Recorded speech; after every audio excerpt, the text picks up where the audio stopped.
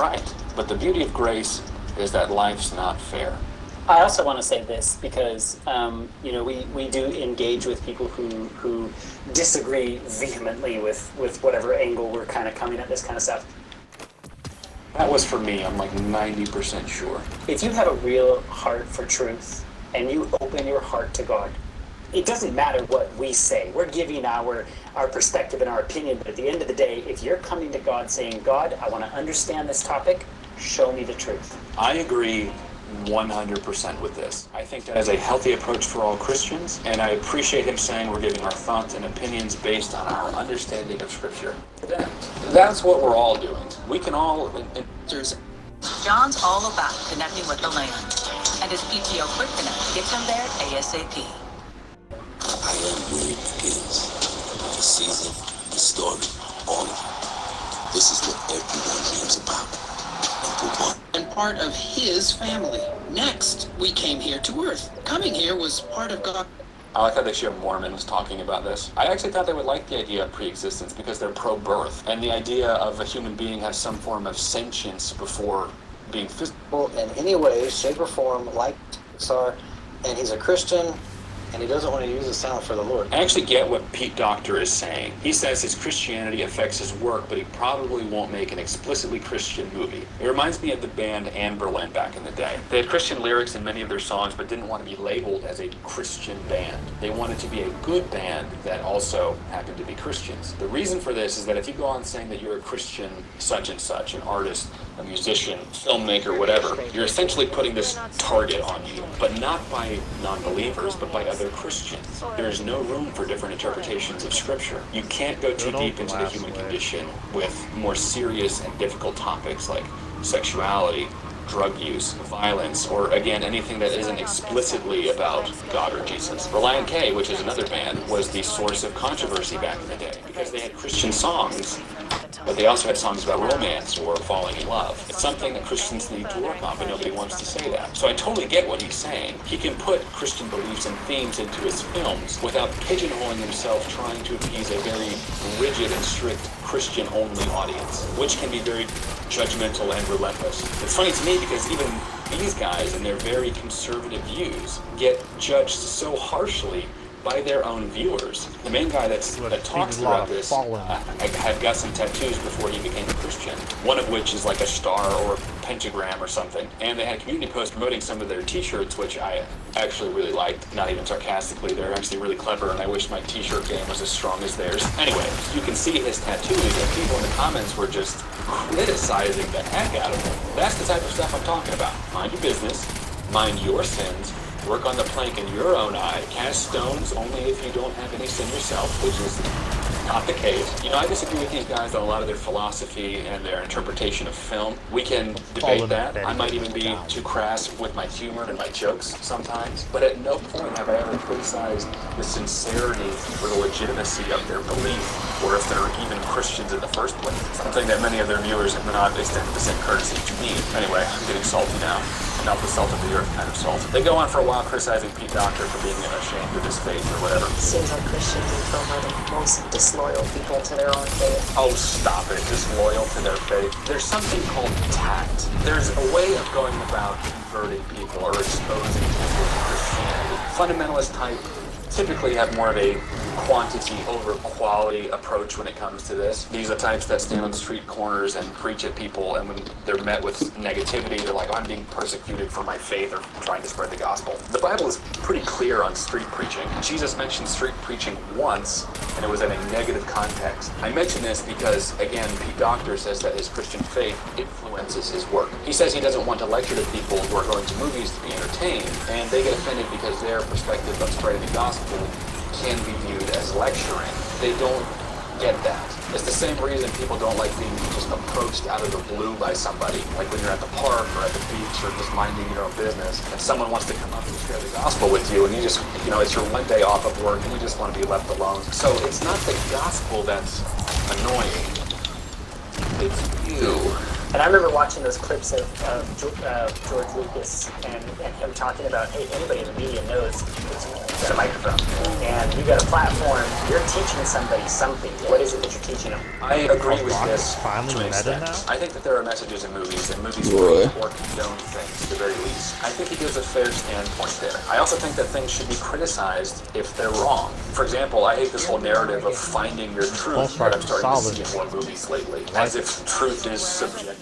And I criticize this standpoint when I see it in movies. Typically, though, waving a Bible in a non-believer's face is not the best way to go about getting your point across. I also find it interesting that this guy brings up George Lucas and Star Wars a lot, when George Lucas himself so adamantly dislikes Hollywood and producers for trying to change or misconstrue or reconstruct his original ideas. They constantly use Star Wars as an example of how evil and bad Hollywood is, but totally discount that it was one guy's vision, completely self-funded, and was fully expected to fail by just about all of Hollywood. I was not happy with Hollywood. I didn't want anything to do with them. I didn't. I never made a movie in Hollywood, actually. I've made them everywhere else but Hollywood. You know, I put my heart and soul in this thing, and to me, it means something. You know, you just come in here and whack a few fingers off and think there's nothing to it. I had, out of defense, acquired the sequel rights, because they figured it wasn't going to go anywhere. Nobody thought it was going to make money, so it was like, half of nothing is nothing. Yeah, see? I kind of view a lot of what is coming out of Hollywood in two ways. It either leads you closer to God or it's leading you away. I actually agree with this a lot. But the difference is, I think that I can find God in many movies. The lessons in many movies can have blatantly Christian influence and even Christian symbolism. I talked about this a little bit in my God in the MCU series and how Christians should want more of that type of thing. When we did My Friend Watches Jojo Rabbit, I talked about how the little Nazi boy and his full character arc came around when he tied the shoes of the little Jewish girl at the end, and compared that to Jesus washing the feet of the disciples. There are several moments throughout the MCU that we talked about, like self-sacrifice for one's friends, an act Christ himself said that there is no greater love. In Spider-Man 3, the central theme was forgiveness. Back in my youth group days, I did a devotional on Spider-Man 3, this is true, about how it had Christian imagery all throughout it. The symbiote representing sin, how it made him feel good in the moment and stronger, but slowly was destroying all the relationships around him. Peter's redemption in a church, and that even though he had let go of that symbiote and that sin, he still had to deal with the consequences of it. Finally forgiving Flint Marko for murdering his uncle. I mean, to say that there's just no Christian influence and nothing that Christians can gain from movies, I just disagree with it, and I think that there's demonstrable evidence to the contrary. Well, because I know people are going, you didn't lose the whole point. No, I didn't miss the point. Every deception, all propaganda is wrapped up in something that you can identify with and you can accept. What he ends up finding out at the end is, you know, don't focus so much on trying to reach that unobtainable goal. Just live in the moment, live in life, enjoy being a father, enjoy watching the leaves fall, you know, I agree with that. Yeah, those are good comments. There's nothing wrong with that. They did it. They got it. That's the whole point of the film. That's the whole point of the movie, and they just said it themselves. What are we still doing here? What do we got to talk about? That's it. Appreciate you guys watching. It's the little deceptions that are done. It's the little bit of eyedropper of cyanide in that glass of ice cold. Fuck. Oh. We did do a lot of research. We talked to rabbis and priests and Buddhists and all sorts of folks just to learn what we could. But, you know, most people said, the souls are ethereal, they're non-physical, they're invisible. So what I think is interesting is he's a Christian. He doesn't want to make anybody mad by putting his own beliefs in there, but let's talk to every other religion in the world, and let's throw a little bit of that into this. Well, he said he does put his Christian belief in there, just not explicitly. For example, forgiveness, again, is a central Christian theme, and so he incorporates that, essentially teaching people Christian values without telling them their Christian values. Sneaky, sneaky. So they go on to talk some more about the plot of the movie. They discuss the great before and about how in the movie, this is where people go to find their spark and their passions. They talk about the counselor characters, and they also have a hilariously long conversation about how Muhammad Ali and Carl Jung get to Mentor 22, when Muhammad Ali should have been burning in hell because he was Muslim, and Carl Jung should have also been burning in hell because he was Asian. What I wanted to bring out was Muhammad Ali is a Muslim. So a Muslim is in this world, and then Carl Jung, who's a Swiss psychologist and psychiatrist, he's in this world. So they take this so literally, and they're like, well, this is universalism, where you can do whatever you want, and say whatever you want, and live however you want, and there's no consequence. I'm just totally missing the joke. I've had thousands of mentors who failed and now hate me. Muhammad Ali. You are the greatest! Hand in the pot! Are we saying that all religions get to go to this place? It was just a Wait, joke. talking about soul It was or a something? joke. Yeah, Soul. They weren't saying they know, like, That's what he's replying to a video of these people trying to, like, say about how Soul's, like, evil or some shit. Like he said, yeah, there's like a whole conversation where they said that it makes no sense that Muhammad Ali's there when he's a Muslim, he should be in hell. Like, bruh.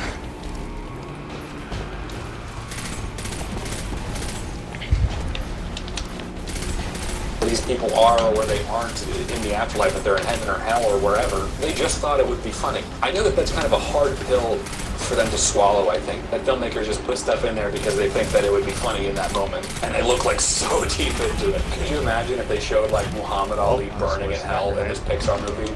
And these Christians being like, see, that's so much better. Finally, a Christian movie. Are you ever going to be in heaven and be like, I'm so much better than you? Are you ever going to be like that? Never.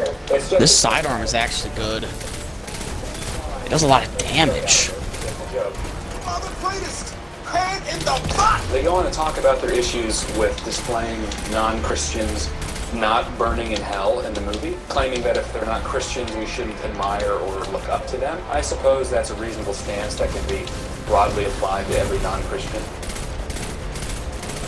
When the main character dies, his name's Joe Gardner. He finally gets his big break. He's like going to be a replacement for somebody at a jazz show.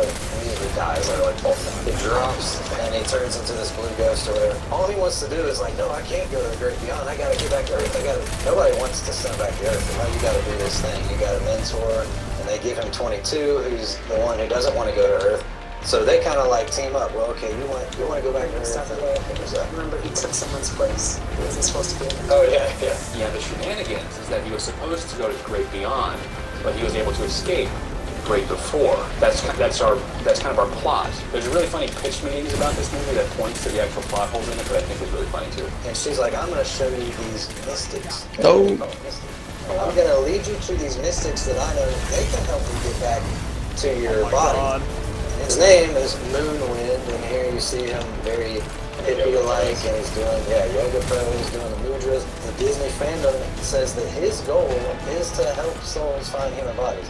So here's the other mystics that are with them, and this one here is always in the lotus pose, doing the hand mudras and floating, everywhere he goes. He's going to open a portal and send him back to his body. So how does he do it? Look, the closed caption, it's actually on the screen. I didn't type this. He says, breathe into your crown chakra. It's telling the main character, breathe into your crown chakra. And he's doing the mudra with both hands, with their eyes closed. Can they not tell that the filmmakers are clearly poking fun at this type of thing? They make the entire character of Moonwind a silly, aloof hippie with a dead-end job. Actual practitioners of New Age mysticism would probably be offended by this, not honored by it. So it's funny to me that they get so caught up in the whole displaying of mysticism in this movie when the movie is time to do Battleground. belittles it. And kids are kind of aware of the concept of heaven. You probably go to most kids and say, hey, do you know what heaven is, or would you like to go there? And a kid's probably going to be like, yeah. Hey, you little 7-year-old, do you know what heaven is? Would you like to go there? I can arrange that. Yeah. Like, this is a cult, man. And, like, they just act like it's a joke or something.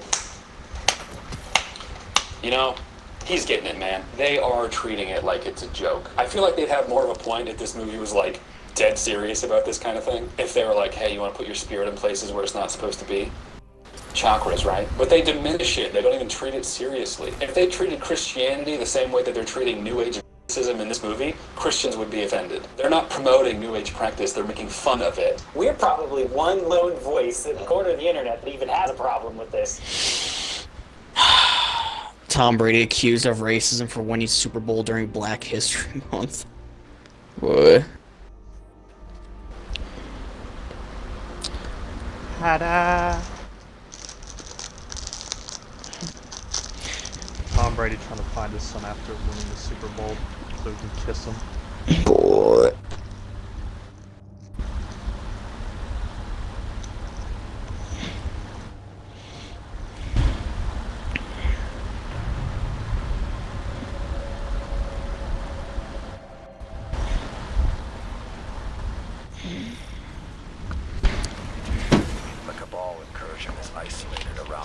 If you're watching Harry Potter or My Little Pony or all these things that are blatantly teaching you witchcraft, that's a religion. If you're watching this and it's teaching you New Age philosophy, that's a religion.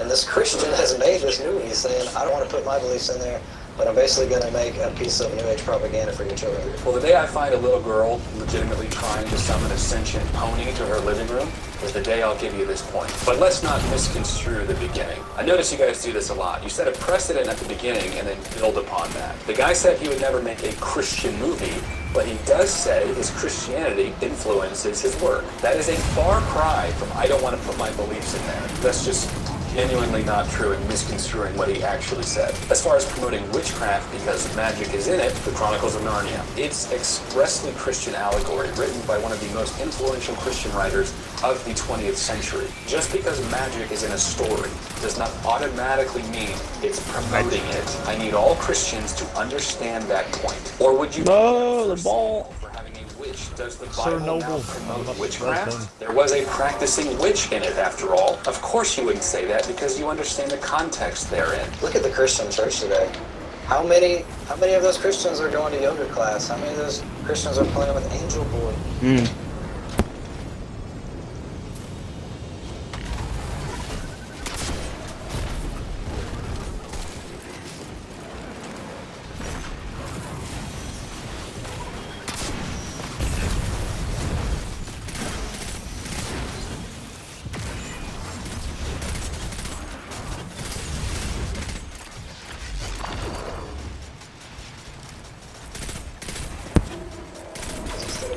And angel cards instead of tarot cards, man. The church is being so deceived. Yoga, tarot cards, practicing balance and stretching, communicating with demons.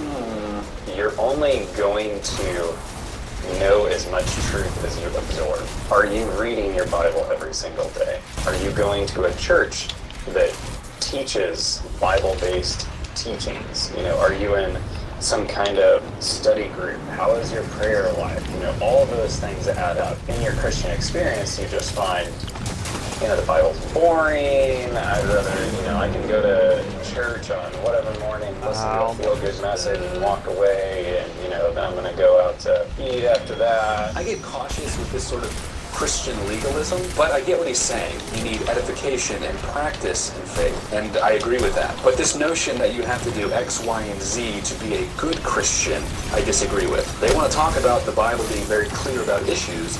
The Bible is very clear about salvation. John 3:16 only requires the belief in Jesus, or rather the belief in who Jesus is. And then he brought them out and said, "Sirs, what must I do to be saved?" And they said, "Believe in the Lord Jesus, and you will be saved, you and your household," this verse actually says. "For by grace you have been saved through faith.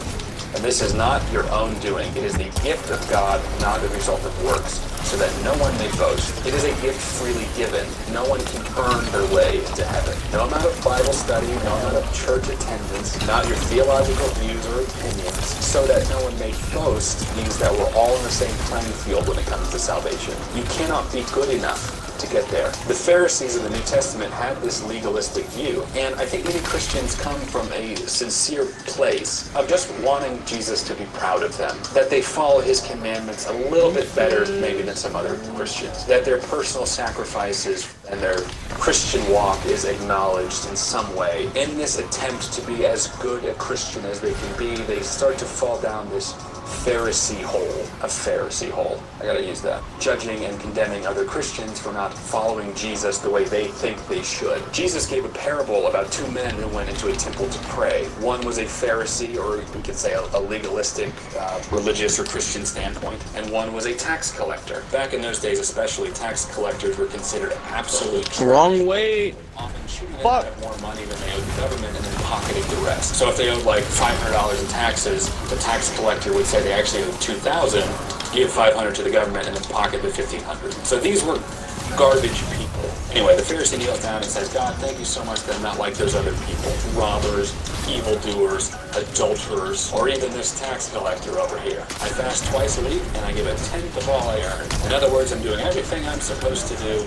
Surely God will look upon me favorably. What a good friend, what a good believer, what a good religious person. But the tax collector would not even approach or look up to heaven. He prayed, God, have mercy on me, a sinner. And Jesus said God looked more favorably on that tax collector. My issue, my warning with fundamentalists and LED is to not be like that. Thank God I'm not like these worldly people, that I don't watch these movies or listen to this music, that I'm not like those Muslims or those Mormons or those atheists. I abstain from sex and I go to church every Saturday. I used to think that they were Pentecostal, but I actually think they're Seventh-day Adventists now. I'm not entirely sure. Jesus is very clear about minding your own sin instead of worrying about the sins of others. This is why so many non-Christians or agnostics are on the fence about Christianity, because of all this perceived finger-pointing and hypocrisy. It's why Pete Docter says he doesn't want to come across as lecturing, but prefers his Christianity be organically felt in his films. And also why he pokes fun at New Age mysticism. The recurring theme in the New Testament, we see it again with the prodigal son, is that Jesus offers salvation and forgiveness to those that don't deserve it. Jesus said, I have not come to call the righteous, but the sinners to repentance. An acknowledgement of one's own faults and sins, asking forgiveness, and a personal decision on aligning oneself more closely to who Christ called us to be. For the Pharisee, or the brother of the prodigal son, there was a sense of jealousy they had that they had done everything right, but in the end were less favored than their more sinful and less deserving counterpart. I wonder how many of these Christians will be upset when they get to heaven and see all the types of crabby people that made it in there, and how unfair that is. After all, they did everything right. But the beauty of grace is that life's not fair. I also want to say this because, we do engage with people who disagree vehemently with whatever angle we're kind of coming at this kind of stuff. That was for me, I'm like 90% sure. If you have a real heart for truth and you open your heart to God, it doesn't matter what we say. We're giving our perspective and our opinion, but at the end of the day, if you're coming to God saying, God, I want to understand this topic, show me the truth. I agree 100% with this. I think that is a healthy approach for all Christians, and I appreciate him saying we're giving our thoughts and opinions based on our understanding of Scripture. That's what we're all doing. We can all interpret verses differently. I would argue some verses are more objective than others. Jesus spoke in parables, which by its nature leads to multiple interpretations. We're constantly learning about different contexting verses, even translational issues that we have with the original Hebrew or Greek, and how other words might be more appropriate to use in an English translation. To say that the way that I understand it is just the correct way, I think is foolhardy. So I appreciate the acknowledgement that much of this is opinion based off their understanding of Scripture, and not that their perspective is objective truth. That's always been my biggest issue with these guys, is that their perspective on film or Marvel movies or whatever is the correct Christian view, and that all Christians should have that same viewpoint. So thank you for that. It makes it easier for me personally to listen to what you have to say. But at the end of the day, if you're coming to God saying, God, I want to understand this topic, show me the truth, I guarantee you God is not going to ignore you. And so, always come to God with whatever you're learning from whatever YouTube Christian channel or whatever you're watching. Was that towards me again, or am I just vain? And literally just, God, show me the truth in this. Show me the truth in this. And I believe He will direct you back. Preach, brother, preach it. See, we can agree on important stuff. I think that's perfect, yes. So to talk more about the movie, bringing up different articles, one of which is Soul will open up the discussion to talk about God and your family, or talk about the afterlife and your family. I think would, because you could then say, well, what do you think happens after you die? They argue that it doesn't really do that, but I think it does open up a doorway to discussion with that type of thing. They then go on to talk about pre-existent belief, meaning that you existed in some form before you were actually born. Everybody is like this pre-existent soul with a personality and all that, and then you get sent to Earth.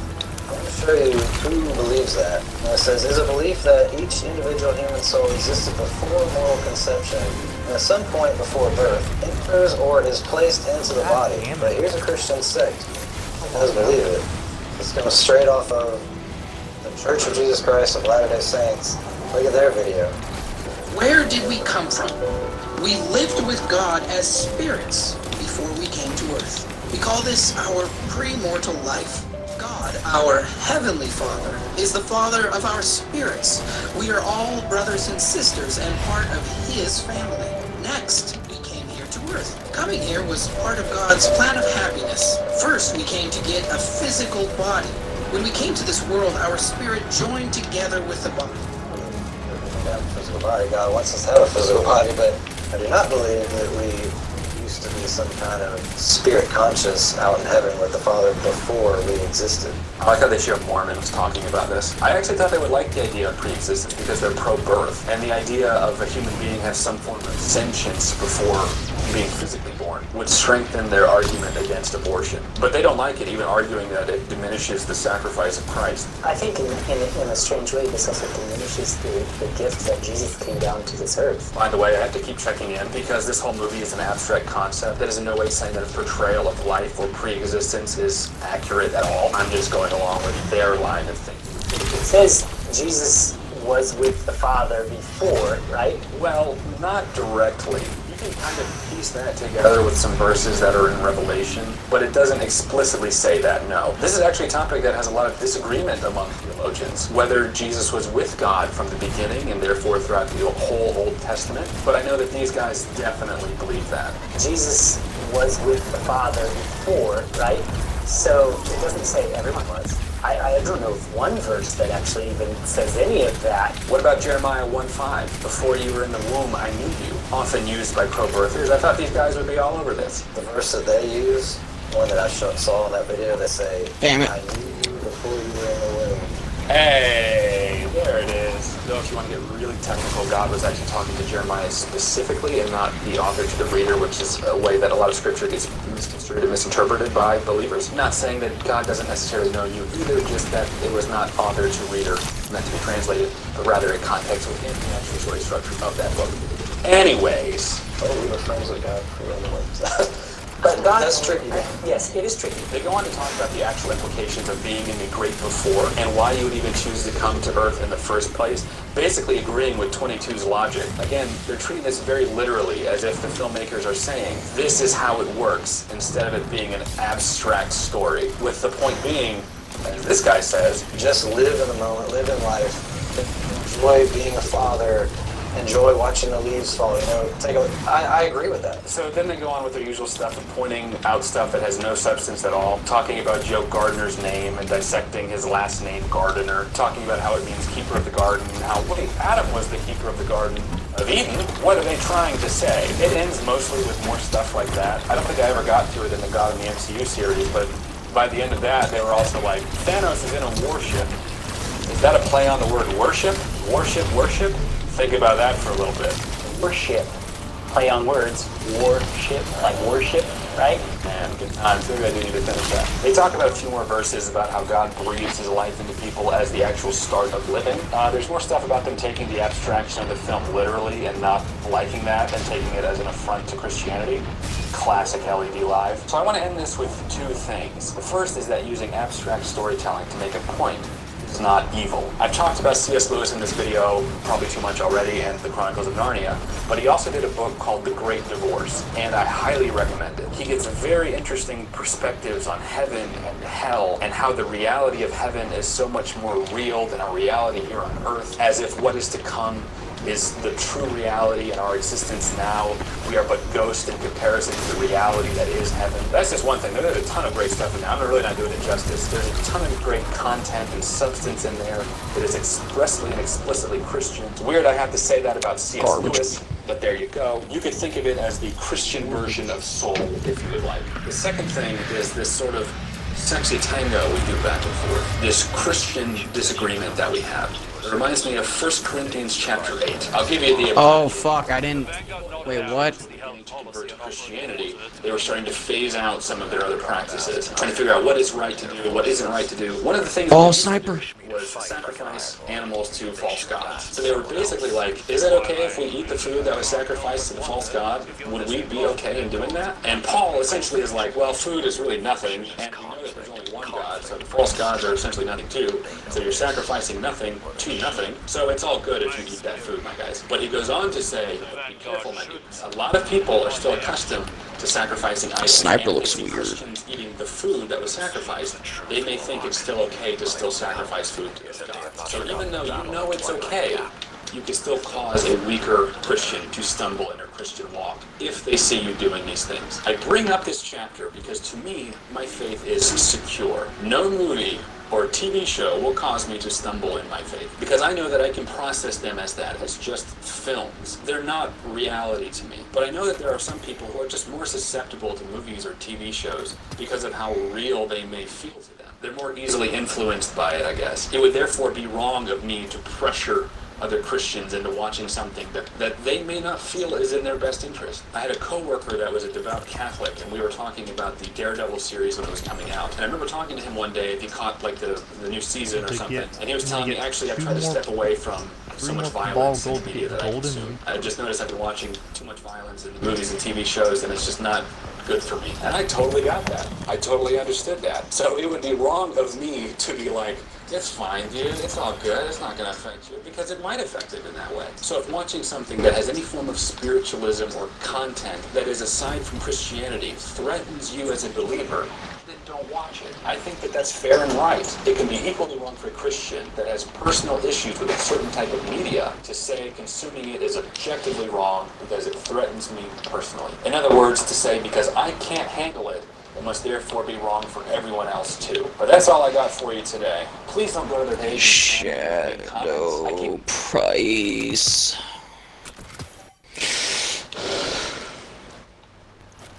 It's so close yet so far. You just need to get a light up. I mean, but you have to do like higher levels of fucking Nightfalls to even get like a good chance.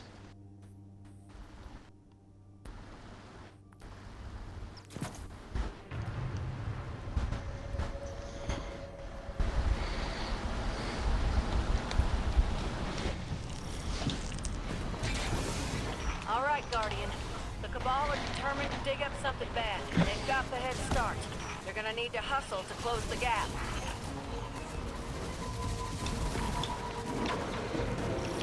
What did I bounce on?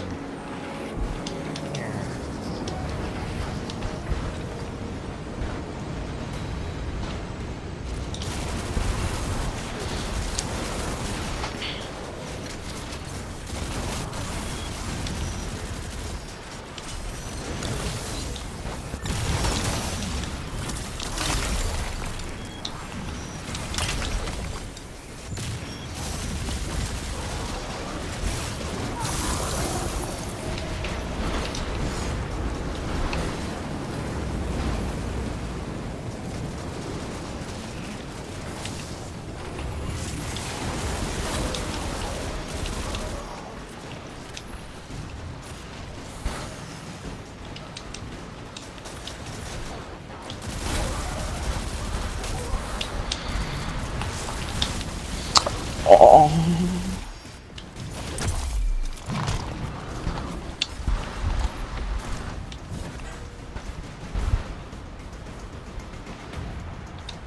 Bomb arm. Bomb detonated. Game over. Oh shit. Every fucking time. Don't get that close to it. I keep forgetting that it's gonna do that much damage. I fucking missed.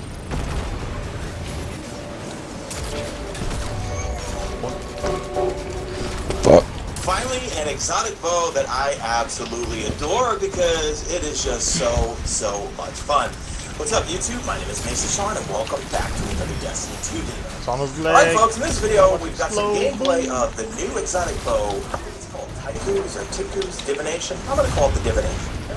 And also the new Warlock aspect and some gameplay of Battleground. I will say right off the bat, Season of the Chosen seems like a lot of fun. Battlegrounds is so much fun. A lot more fun than the Wrathborn hunts, safe to say, and there's matchmaking, which is awesome. But let's talk about the divination first. So the key to this thing is to do this. You want to hip fire it and then aim down. Missed. And then aim down sight. Somehow. So the main perk is called Sacred Flame. Hip firing this weapon fires multiple tracking projectiles. Targets marked by these projectiles explode upon death or when struck by another sacred explosion. Then the other perk is called Casualty Arrows. Arrows fired while aiming down sights cause sacred flames to instantly detonate. Precision hits with perfectly drawn arrows increases the power of this detonation. Like I said, you want to aim down sights and then try to go for that crit hit and kill. And also this season we have Overload Arrow rounds, so this comes in very handy for Overload champions. You're also going to see some new gameplay of the Bleak Watcher. That's the new stasis aspect for the Warlock. So you press and hold your grenade to convert it to a stasis turret that fires slow projectiles at nearby targets. What? Oh I can't tell whether it's just kind of a novelty or not, or do I really want to replace it with my previous aspects, but I'm going to play around with it and have some fun with it, but you'll see it in this gameplay. So I'm going to let the gameplay roll out, but let me know in the comment section if you've been playing Season of the Chosen so far. What do you think of it? I think we're off to a great start, and I'm really enjoying it. Looking forward to the grind. Let's go, guys. Alright, that's it. Leave me a hashtag made it to the end if you do stay to the end, or even any part of this video, and drop a like in this video only if you see fit. Follow me on Twitter at Mesa Sean. Check out my stream. Usually know it's on YouTube, but that's it. I am out of here like Vladimir. Boy.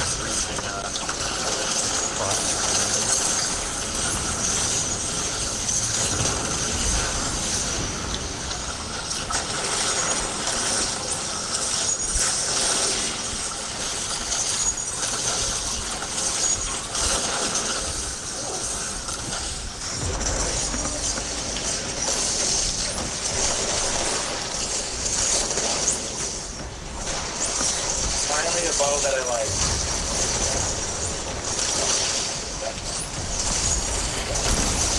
The sniper for this shit is like fat.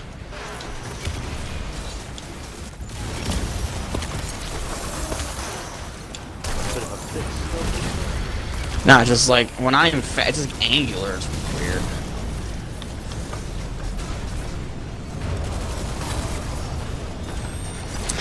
It reminds me of some other gun from another game. I don't know what it, or it just reminds me of something. Halo sniper, maybe?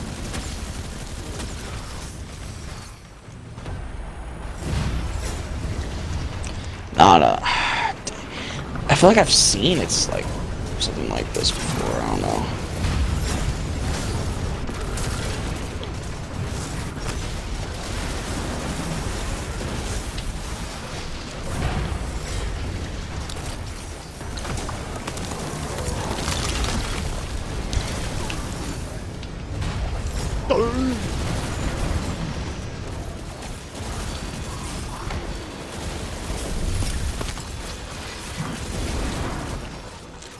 Okay, that dude got absolutely fucking destroyed.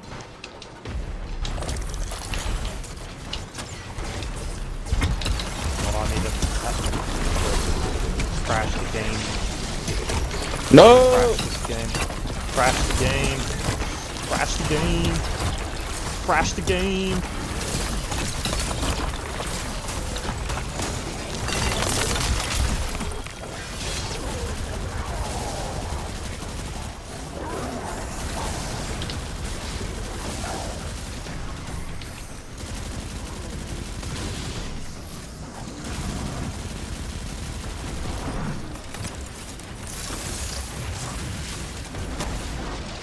Damn, I got 9 shots in this.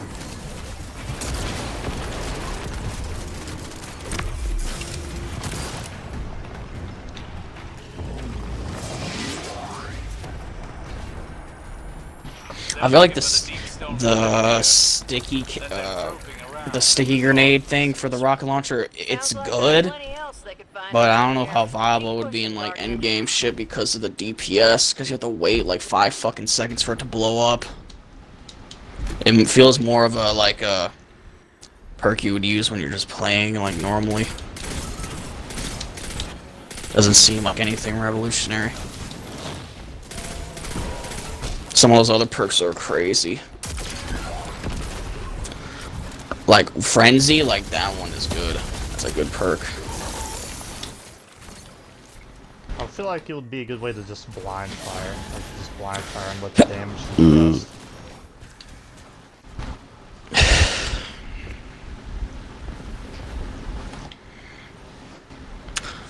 What's up, guys? Merc Music here today. League Play just got released in Call of Duty Black Ops Cold War, and today we're going to be playing it today. And it's dog. On a playlist that's supposed to be about skill, doesn't have skill-based matching. Greetings, Melvinites, and welcome to the greatest Call of Duty game ever made, Black Ops Cold War. Your boy is super pumped because Black Ops Cold War now has League Play, which has now made Black Ops Cold War the best Call of Duty game ever. As you guys know, I'm a high-level competitor. I grind MLG game battles at least 15,000 hours a day. I like to think of myself as a professional gamer. I have some of the best stats in Cold War. I've got over 10 KD. Totally not from camping. And even though this game has skill-based matchmaking, which I absolutely love, I need a bigger challenge. So today, my fellow Melvinites, we're going to be doing some ranked play. Oh, I can't wait. This is going to be so competitive. I can't wait. They got League ladders, they got League Play ranks. Let's check them out. Oh boy, look how many different ranks emblems there are. I'm so getting to rank 30, boys. Let's go. League ladder. How does the ladder work? I don't know how to climb a ladder. I've never been outside before, so I don't know what that means. The rules, I'm just gonna break them all and cheat so I can win. As you can see, I've equipped my aimbot headset. It gives me perfect aim hacks. I'm completely protected by Activision. They have no problem with me cheating in the game, so I'm gonna do it. CDL shit. I don't know what CDL pickup is. I could get a pickup about that shit. I don't know if Mozilla Firefox is gonna be able to open up this CDL website. So let's just go ahead and play it. Let's find a match. There's only, wait a second, hold on. There's only 3 days of League Play. that seems completely pointless, but why are my classes all unbalanced? Are we allowed to have 3 kinds of guns? Wow, that seems cool. Literally half the guns have been removed from competitive. That's it, that sounds good to me. I'm gonna use that mini to use my fabric gun. Is my class just gonna be a Baron with 1 attack? Oh, fuck no. Back me out. God. I can't leave. What is that?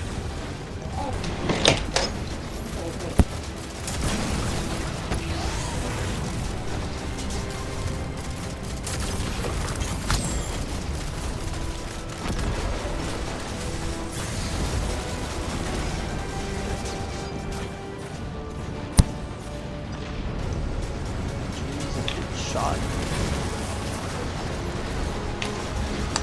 Wait, the aimbot. Ow, that fucking hurt shit. Alright, I've got my aimbot on. Let's go play some League Play. Well, I wonder which class I'm gonna use. Ooh. Well, I guess I only have this one. What the fuck? When I'm using the best gun in the game, how am I not getting killed? Oh my, where's my pistol? Let's try to capture the A triangle. Guys, I'm gonna go. I know the Pythagorean theorem, kid. I'm gonna find you. Oh my god, camper. Oh my god, kid, you're ruining my KD. I don't even care about winning. I just want a high kill to thrash you. See if we can get some awesome thermal sniper kill. Oh, we won. Carrying the team right now, put them on my back. They're playing with the most full clans too. What about their chumps? You're so toast, kid. That's right, I got him!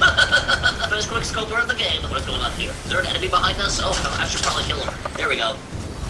There we go. See, I'm so good at this game. I'm oozing with skill right now. What happens if you leave a game of League Play? Put it with 4 players in your team will result in a loss and a higher ladder point penalty.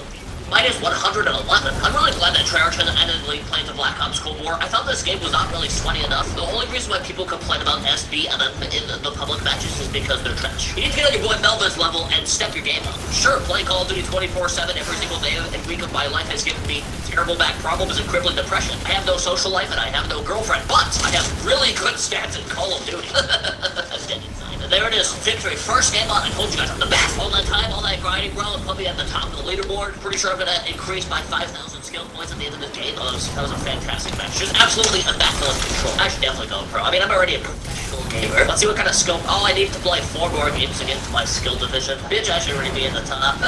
But yeah, like I was saying, it's cool that Treyarch added League Play to the game. I subscribed to this one COD YouTuber named Bird from Blue Stick, and the dude's absolute trash. I mean, he keeps begging for party games. I mean, who wants to have fun in Call of Duty? The only thing I find fun is just a really good Call of Duty competition. Ever since Call of Duty was first born, this game was made to be a competitive game. You're not supposed to have fun at all. If I could have it my way, I would only have a competitive mode. I would just get rid of the campaign, no zombies, no regular multiplayer, just competitive. Only little 12-year-olds who play Call of Duty play all the other modes. Only real men play League. I don't think so, trash. Every person that defends SBM the greatest at the moment. player ever.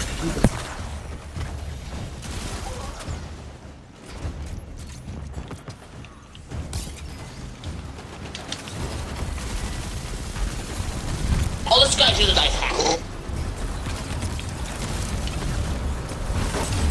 Hey YouTube, I'm Lucky, and got this Time War Inspire. And we're gonna try and run it out. So show some gameplay of it. Some underdog stuff on it. Got the Iron Restrictor on it. Much better map. Last map I got was like a small map. Full sync, let's go.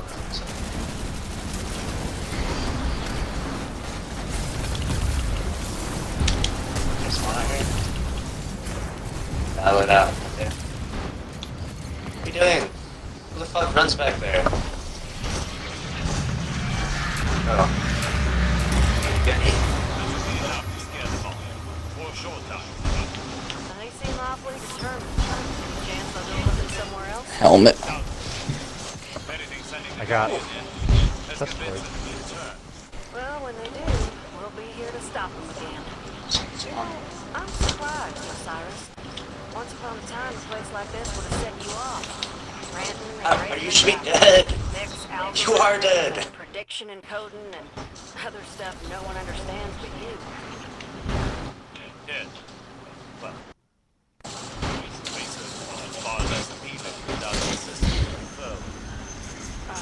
I'm gonna get aid. Yeah, that makes sense. There we go. You need to stay on the open a little bit more so I can lane. We had 3 hammer charges. So we're gonna go to the helm. I guess that's how it works. You have to do that shit 3. You can get 3 charges and you go to the helm and then you can like get shit. So since we're gonna do that, I need to eat, bruh. I'm fucking gonna die.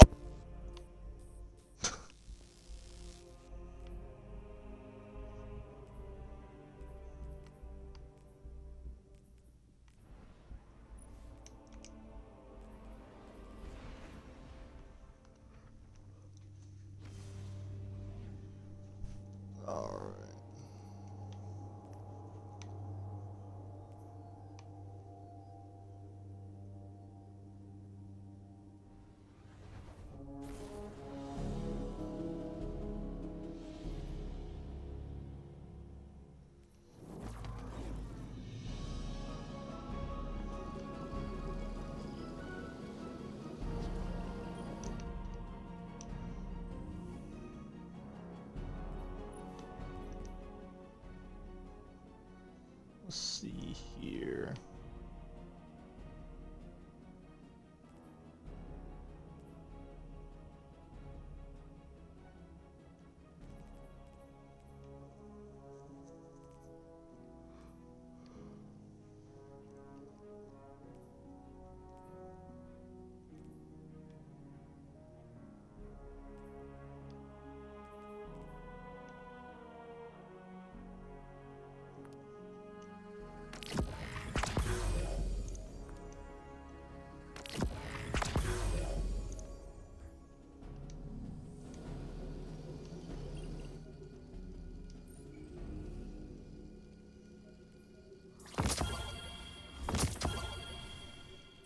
Ooh, the bow. It's energy. Killing when thresh, I'll keep it.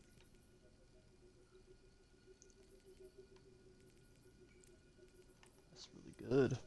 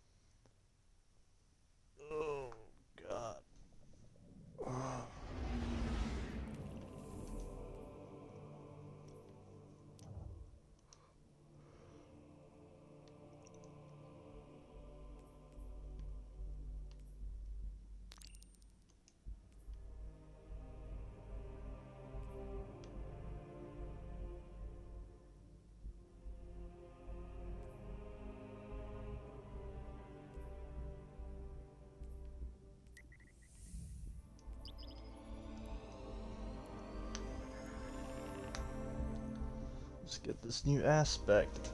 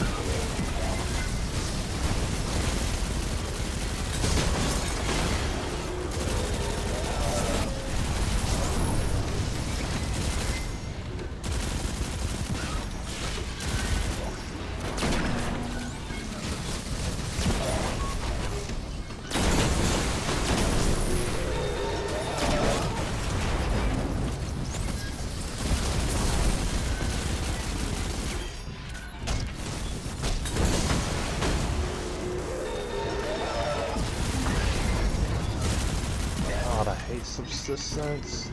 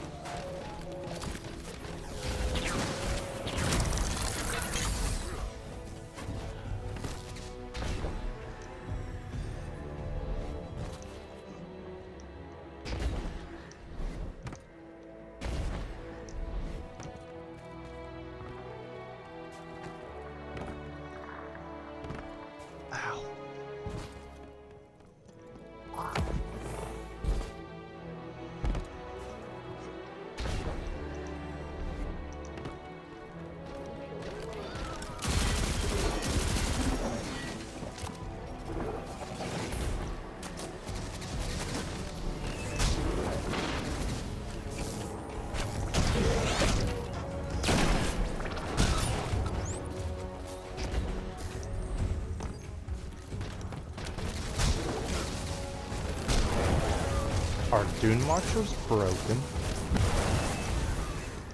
I think they are.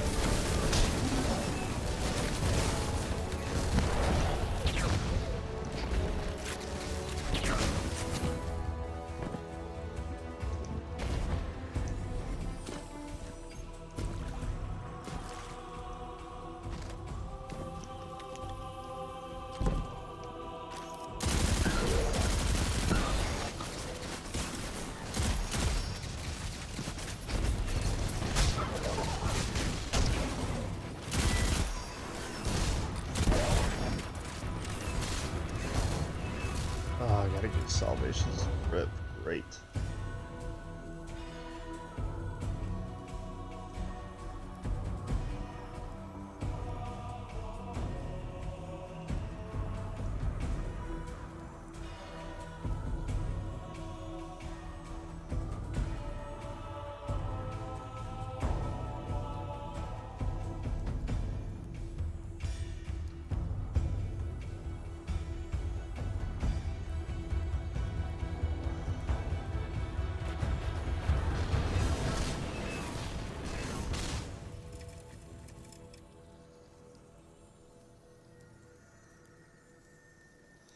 Come on, work.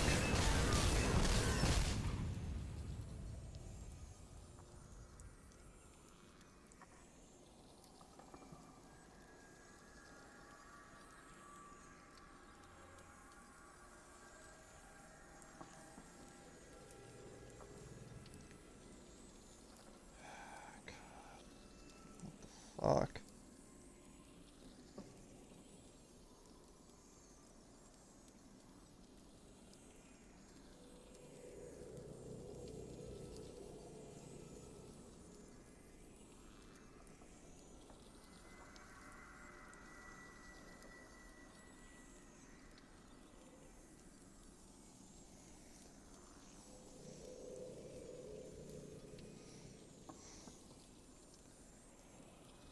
Update Destiny 2 companion app. Jesus.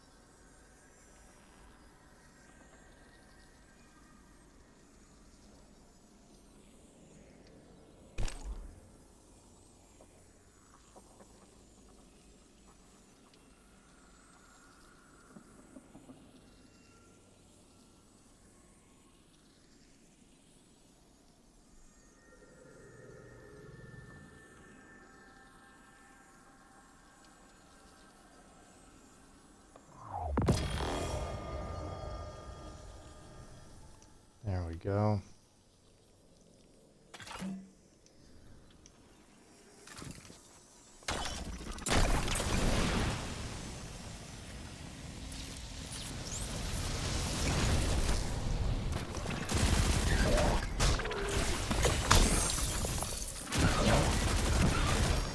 Not that time.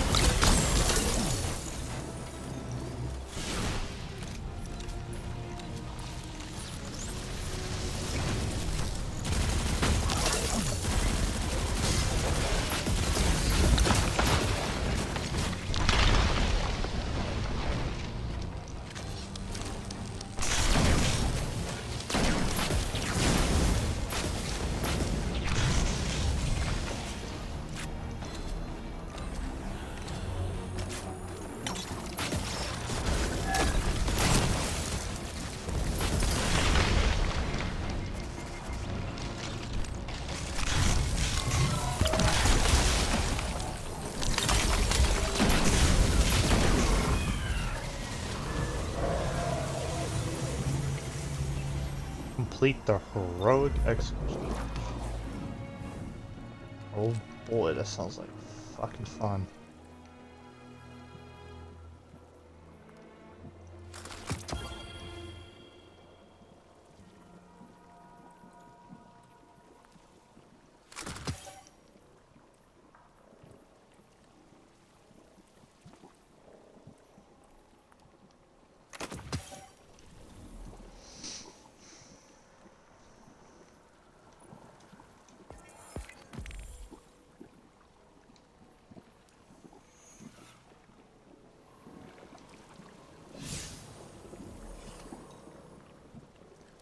First to the tower.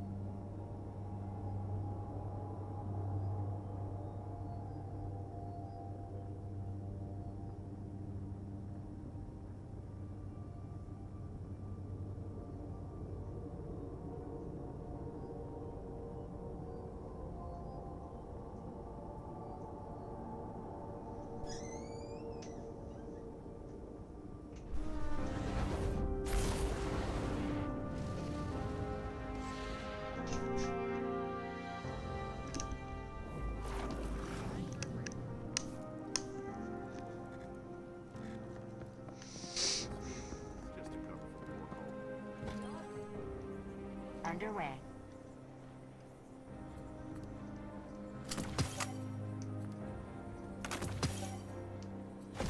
Done.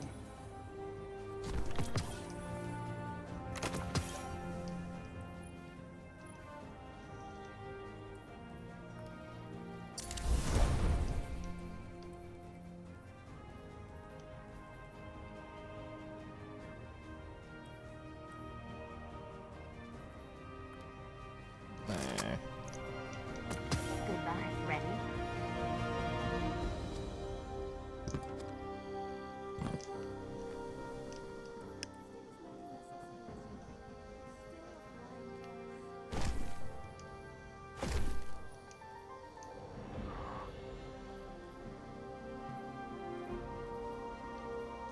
All good.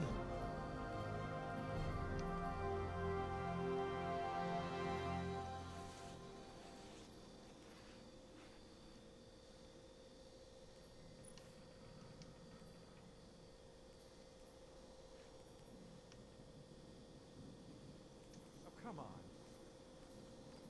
All good, Guardian? Yeah! Hey! Those readings don't make any sense. This'll do. How did the job go?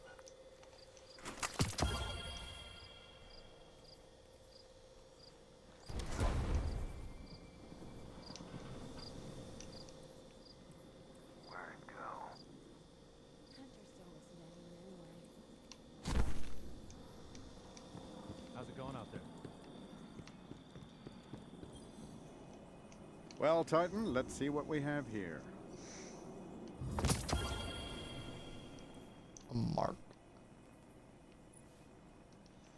Is better.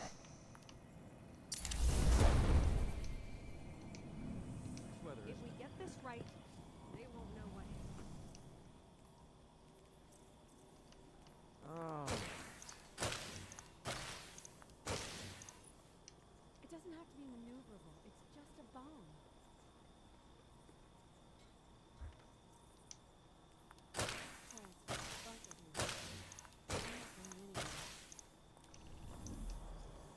Let me know next time you want to watch some Crucible feeds. I have my favorites.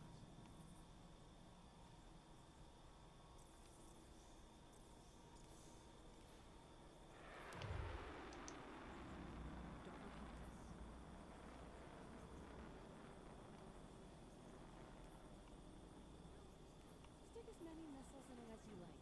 It's still a flying bus.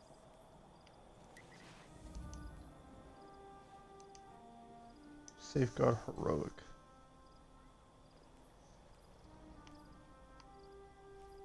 Near. Overload. Blackout. Oh no.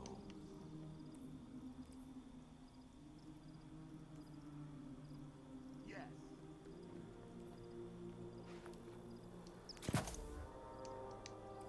I just want to know who's in charge.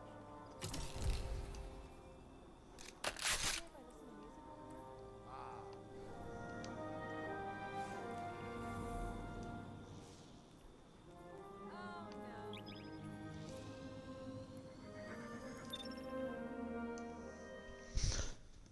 Oh boy.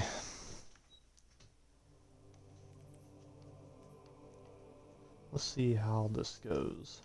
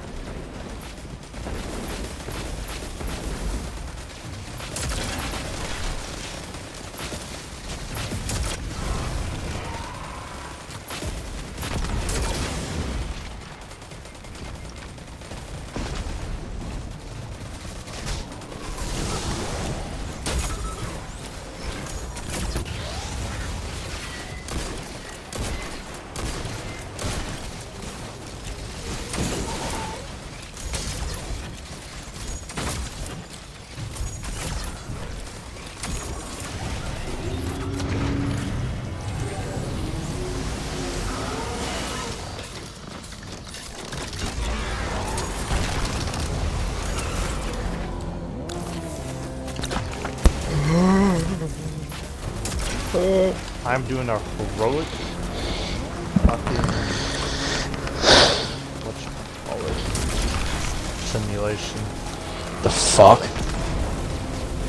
This is heroic? Yeah, this with the new thing that they added. Wait, where? First you gotta do the stasis thing. Oh, the, like, the new quest? Yeah. So, gotta go back to the hall, because it kicked me out. Nah, bruh.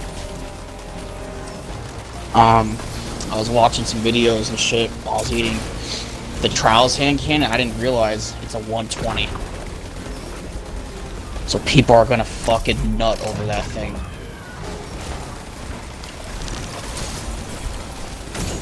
I wonder what the maybe the Gambit one's a 120 too. That might be good. Maybe that'll make it worth trying to get.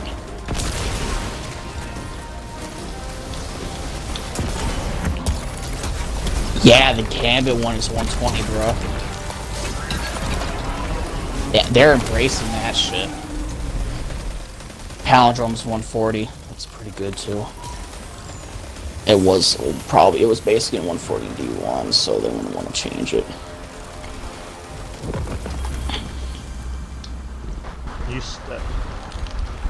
Return with the empowered skeleton key to the ziggurat and beyond.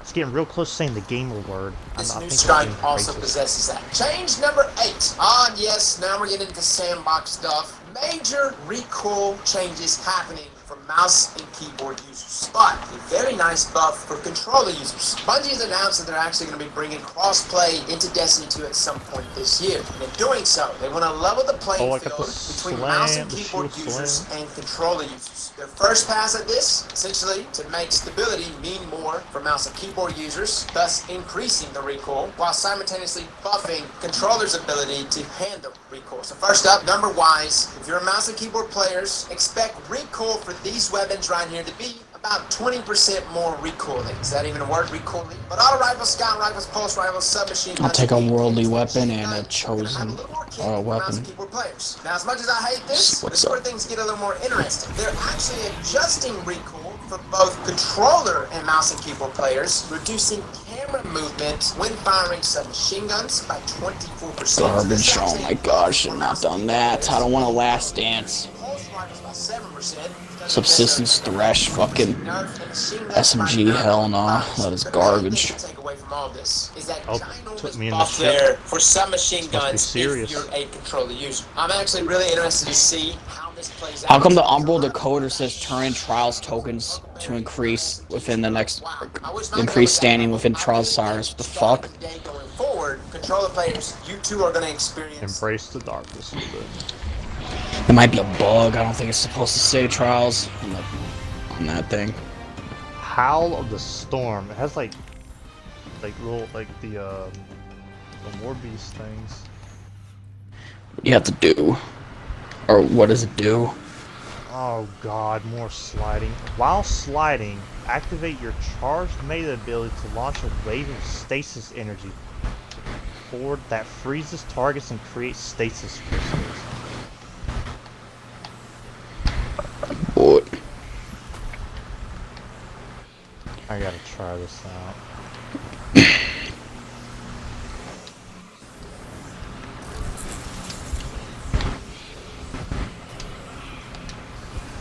Oh, you gotta have that level of recoil, allowing you to use your SMG at more extended ranges. Moving on, change number 9.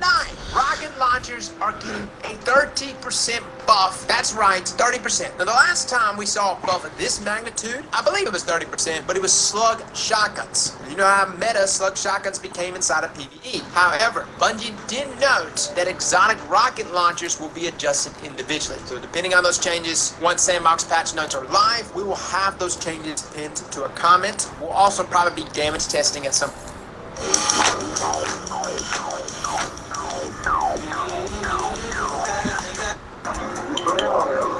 friends like that, kill myself. Every day I wanna break a bitch jaw, get drunk, crash my car. She said I wouldn't make it far. That dumb ass hoe was probably right.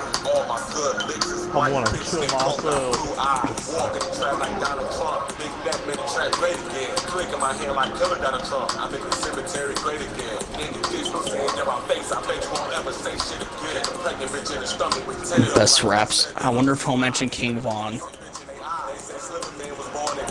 Adam and Eve was sniffing cold. They didn't want to put that in the Bible. The Bible told you Eve was tiny. The Bible made me hate him.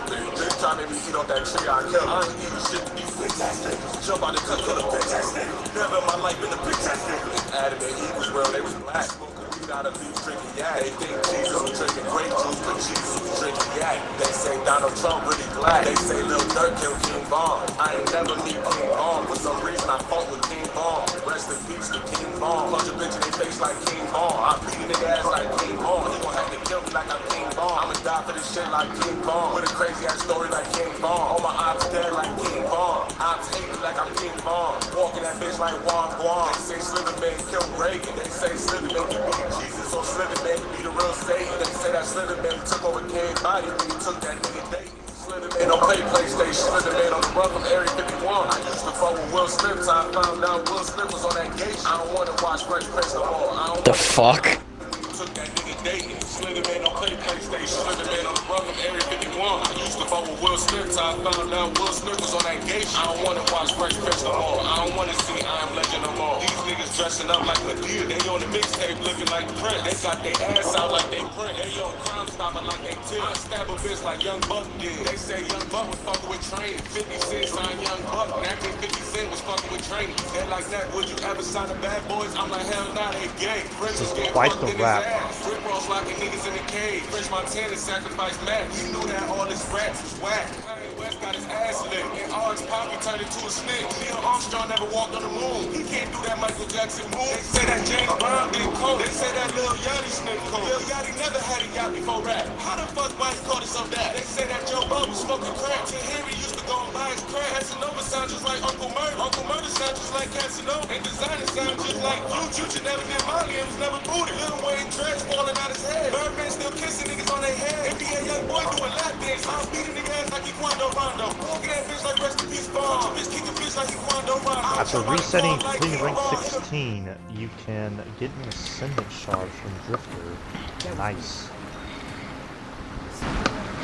Suffer through Gambit, just get a Ascendant Shard. At least there's something. Yeah, I know. Took them this long to update vendors. Make you go play them so bad on me. Oh my god.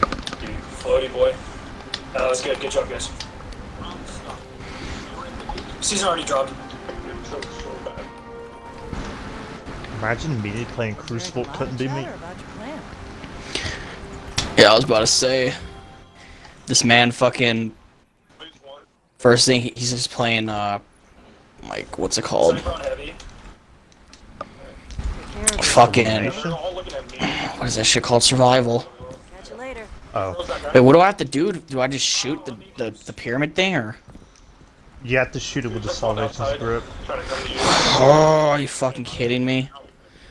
Yeah, I know, it's... I gotta pull it, because you know the fucking app don't work, so I gotta get a new one. App doesn't work whenever the fuck new update comes out for some reason. Make sure to update your app, that's what I had to do. Because of the season change and all that. King Von! I'm getting this heavy. Victim eyes. Sniper's dead. Oh, dude, he's so weak. He'll die, he'll die. He's so weak. Ugh. Is that the only one I have to shoot? Nah, there's more. There's like at least like 5 or 6. I just deleted it.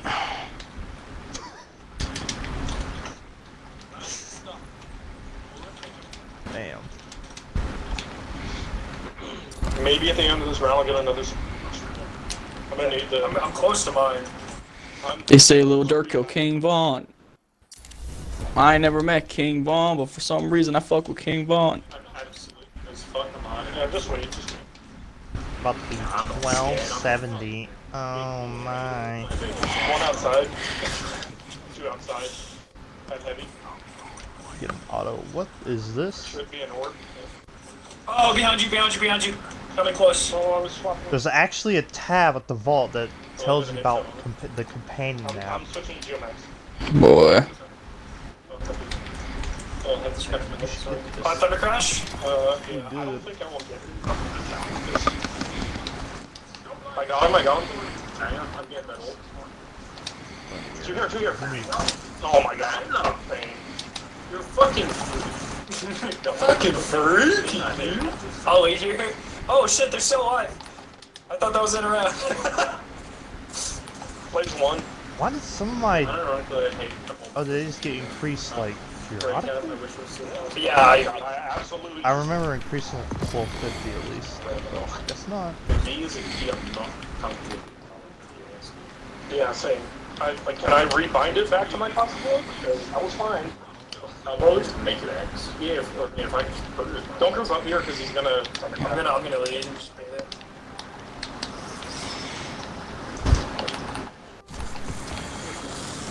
Fire.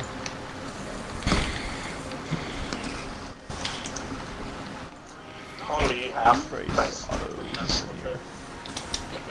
Oh. I do have filters on. I'm done with solar now. I got a shot into him. Oh, I'm so dead. Oh, I will join you, yes. I'm so alive. I can get another superhero. Gotta get that more good XP. Scary, try and rotate outside. Yeah, there's not a chance, Coach. Yeah, if you rotate outside, then. No, there wasn't a chance. There were two good figures outside. I don't hear these. Alright, yeah. I probably won't use it this round, honestly. Must be some help making. No, Daddy. Oh I don't my want to God. wrestle while covered in Vaseline. No. Number 1, Blue Snake. Number 7, student watches porn and gets naked. Number 6, man dies. Fucking number 6, man urinates on fellow passenger for not being allowed to smoke. Oh. Number 5, condoms found in food. Number 5, man takes selfie with plane hijacker.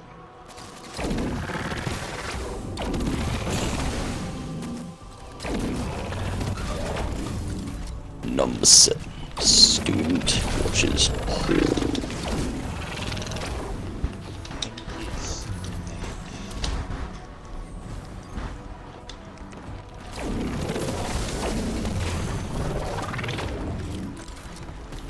Empowered skeleton complete the heroic exo challenge.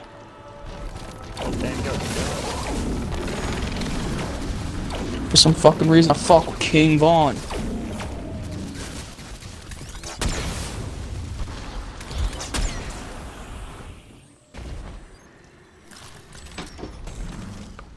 If you're going to do a heroic exo challenge, I will switch back to my weapons. They say a little dirt kill King Vaughn. So I don't need salvations anymore? No. Okay.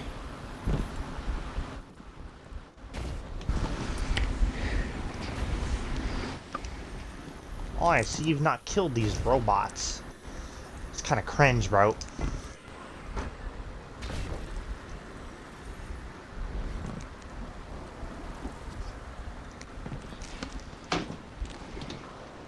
Little dirt kill King Vaughn.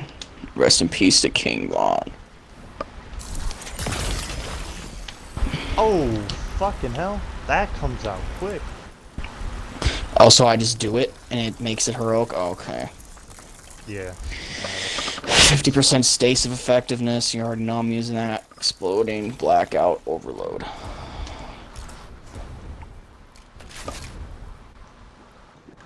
Walking that bitch like Wom Gwom.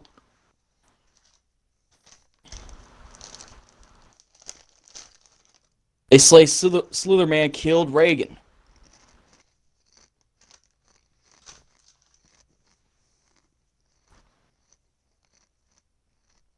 This fucking helmet.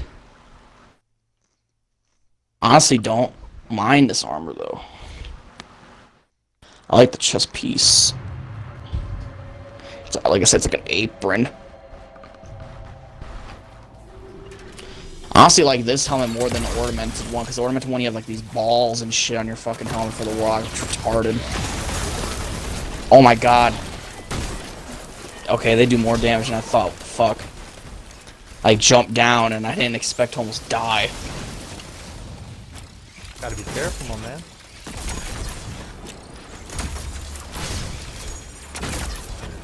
You steal my fucking kills one more time.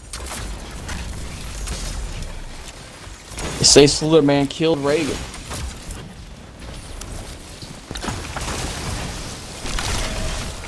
They say Slytherin might be Satan.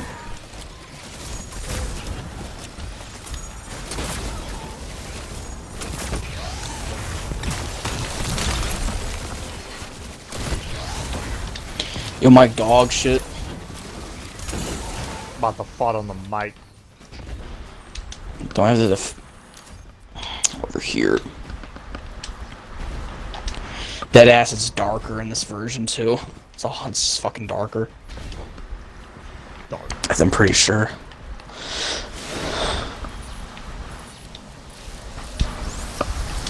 Vaughn.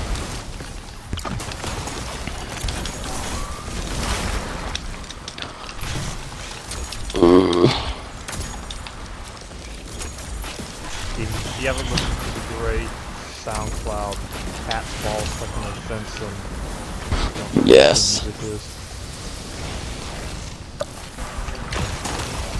Did you see that fucking shit I said was like all Halo Reach gamers' dream? Can't remember. Whoa. Got a bad memory.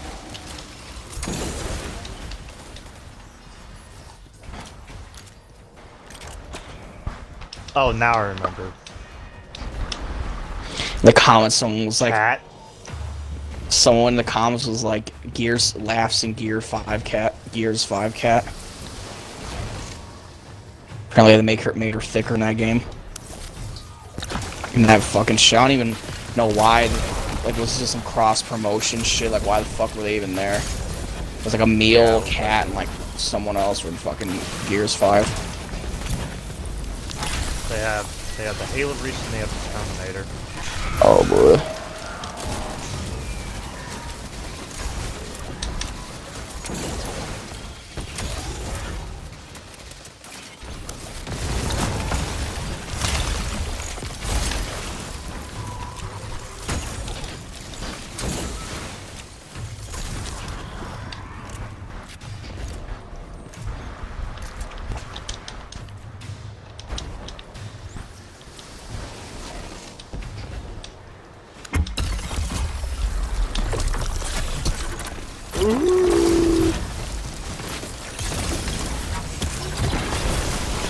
That ability.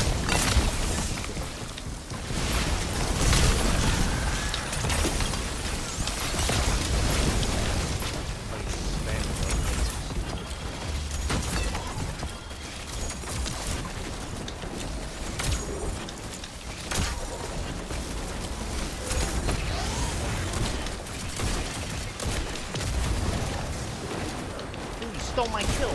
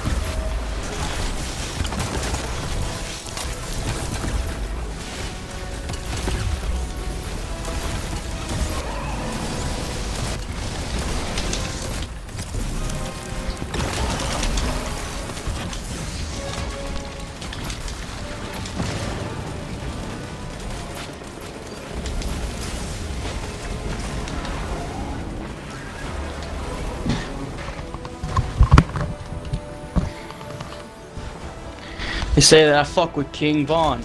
Rest in peace to King Von. We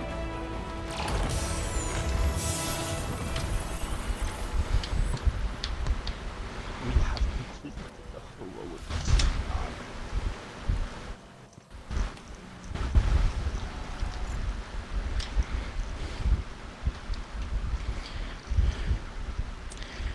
Turn to the ziggurat.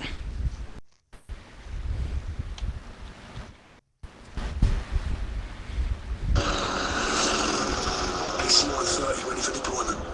Our AC-130 is near. Enemy AC-130 above.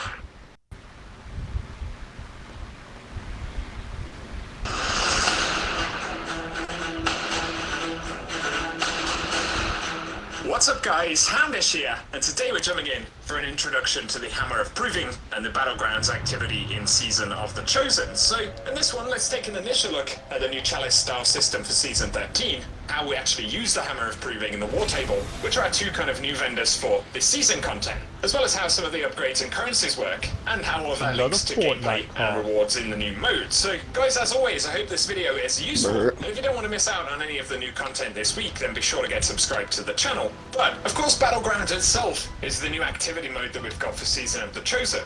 We'll speak a little bit about how this works in a moment, but in terms of the rewards and the kind of a loot system for this, turns out the Prismatic Recaster is a pretty significant part of it. So, of course, we can unlock and focus particular engrams within the helm and the tower. Of course, once an Umbral engram is earned, we can focus it to get better chances at a specific type of drop, or indeed a very specific drop itself, and then take it to the decoder and actually turn that engram in. But to unlock new seasonal rewards reliably, the Hammer of Proving and War Table come into play, in addition to the Recaster. And rewards will drop in the Battleground mode itself, but the loot system allows us to target rewards more specifically. So first we have the Hammer of Proving, and this is what we use to gain hammer charges. So for many of the Umbral engrams that we want to focus at the Recaster at the helm, when targeting higher quality Umbral engrams, like unlocking the arms or a specific weapon, it is going to require between 1 and 3 charges to actually be effective.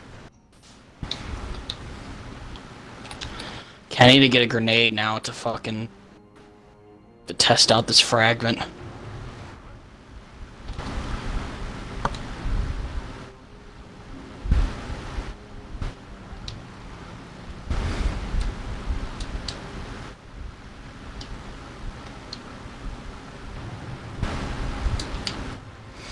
Like bitch like Wom Gwam. And so to charge the hammer, we need to spend Cabal Gold to sock it a challenge unmarked. And Cabal Gold is earned in playlist activities, dungeons, or public events. Yeah. When it strikes, and these drop 14 per run, but you can get 8 dropped per run in PvP matches, and Mayhem is up this week, so that could be a pretty good option. And every time you spend gold to socket a Challenger Medallion, it'll allow you to strike the hammer at the end of the Battlegrounds mode, and that unlocks season loot. But also adds a charge to the Hammer of Proving, which can then be spent to focus certain types of engram at the Recaster. And again, not every engram will require hammer charges, but the ones that grant very specific items tend to. And so that is the basic loop and the relationship between the hammer and the Prismatic Recaster. But we can also do a series of upgrades on the Recaster and the War Table to get extra reward tiers and benefits. So if we look at the War Table... What the fuck? What? Bro, come to the Eventide.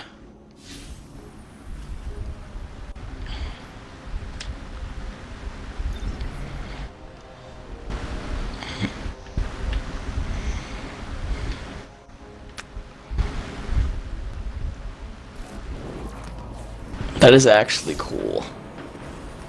I like that. I might actually use that shit. Oh, we gotta I need to kill... Oh, that's not... I thought that was Drake. It's Phrixus.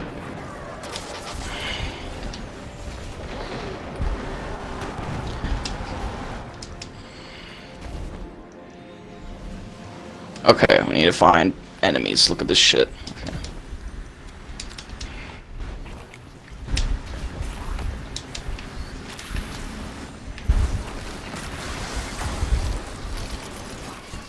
What the hell? It's got like eyes.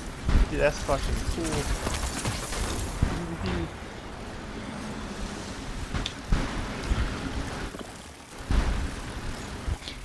I low-key might use that. Just because I just... What I replaced was when you like put your rift down and you freeze people around you. Like, that one's not that.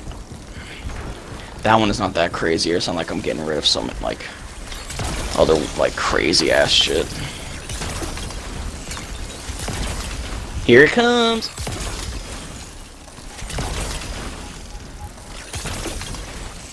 It's weird seeing vertical, like slightly tilted stasis crystals when I do my uppercut, my new like ability uppercut.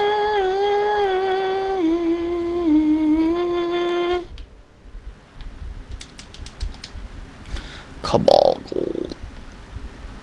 I don't know what the aspects are. Hold on, I'll be back again. I need to go. Fuck. Bruh!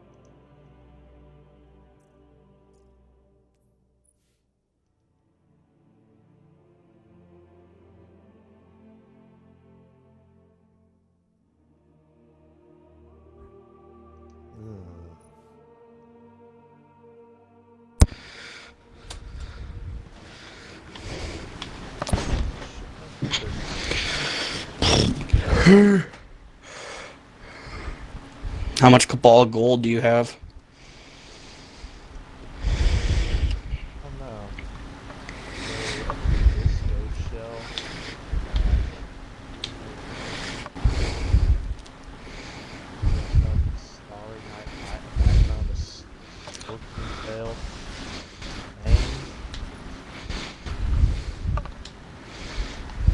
Hell is this?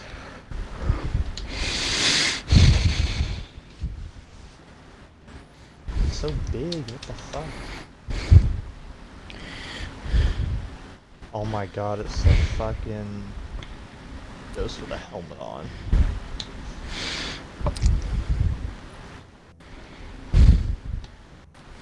You say that fuck King Bond. Dude, this ghost looks like a swamp from Mario. Boy. Man,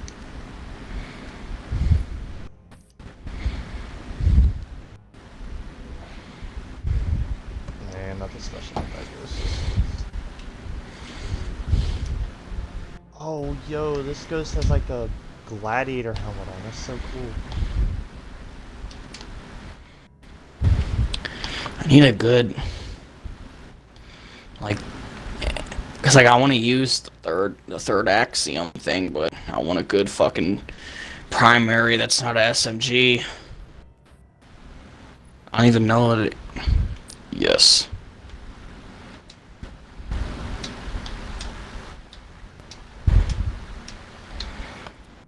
Nah. We just did it. Like dead ass, probably 5 minutes ago. Dude, that's some shit. I mean, I did it with normal. Wasn't that hard with 2-player. Justin, was it hard solo? Would you say or nah? Nah, you just gotta be quick. I just don't fall behind on the protected the ziggurat.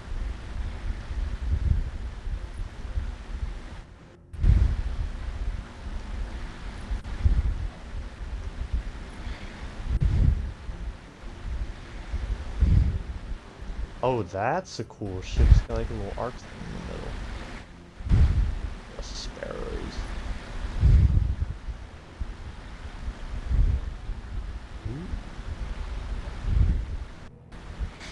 And what you can't allow the ads and shit to get on the damn middle part, the ziggurat or whatever the fuck.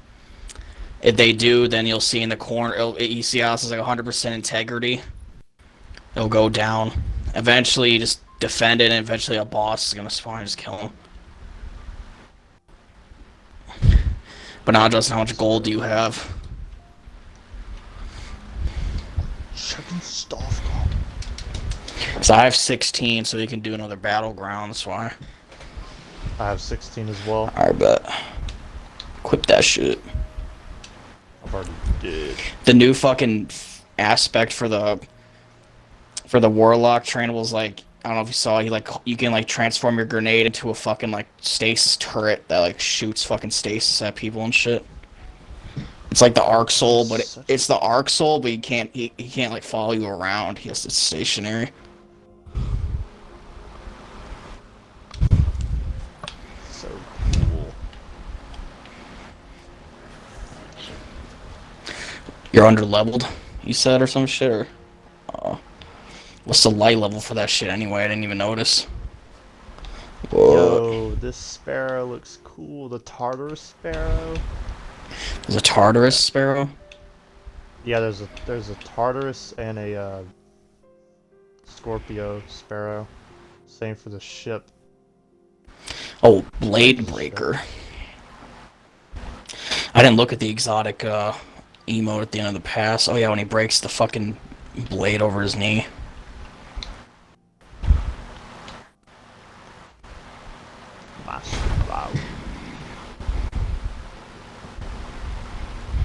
No, you don't. Oh, for the mouse side, it like stuns them for a bit. You shoot the little complex boxes, it stuns them for a bit. There's some room.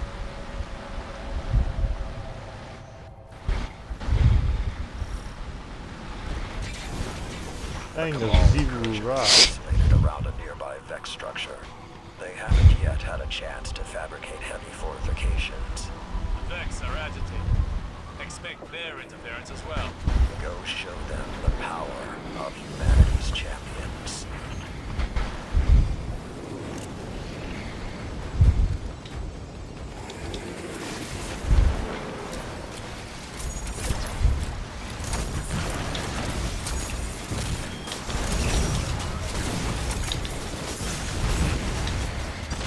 Whoa, what is hitting From like the new SMG, like the Cals or the Cadle one. Oh, fucking.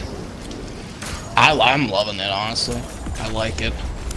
That's all I've been. This is like the main weapon I've been using the whole time. I don't even have a good roll like one for Rampage or some shit. I don't even know if I can get that, but.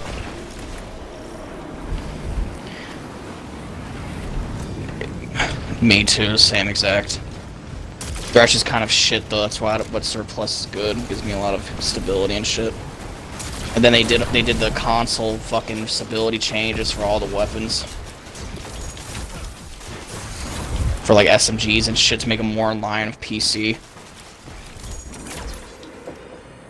Oh yeah, did you see the Trials hand cannon is a 120. So people are gonna be fucking busting over that. Same with the there's a new Gambit hand cannon. It's also 120. Yeah. They added like 2 new weapons to each like playlist activity, you know, like the Stars and Shadow pulse rifle and shit. It's like that. It's like random weapons that were like you know, the Crucible has like a sniper and a sidearm. Okay. And then I think the Gambit has that hand cannon and then a fusion rifle, and then Strikes is a rocket pulse rifle. It's good for killing ads. And I think they buffed SMG damage too. Like I was like melting yellow bars with it, surprisingly. Like, there's a new perk called Frenzy, which is basically like, it's basically threat detector but on steroids. When you're in combat with enemies, you get like faster like reload speed, damage, and like shit like that. And what movement speed does, like I don't know exactly what it does, yeah, but it's increased damage, reload speed, and handling. yeah. So basically, just fucking yeah, steroids on threat detector. That's basically what that perk is, which kind of makes threat detector useless now, but. Well, I mean, maybe threat detector's reload speed is faster, because you can get stacks of that shit, and you can, like, do it blindly fast.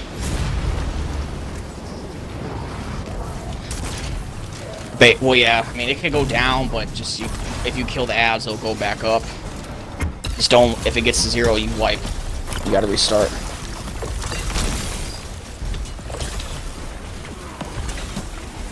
Shit, when the boss spawns, if anything, just focus the protect the thing instead of the boss, because he'll just stand in the middle. He's just a Minotaur, and then he'll like.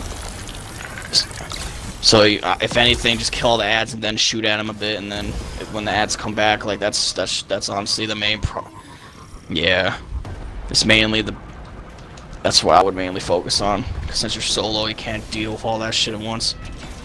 So fuck the boss, really. There's no time limit on that shit. I don't think so either.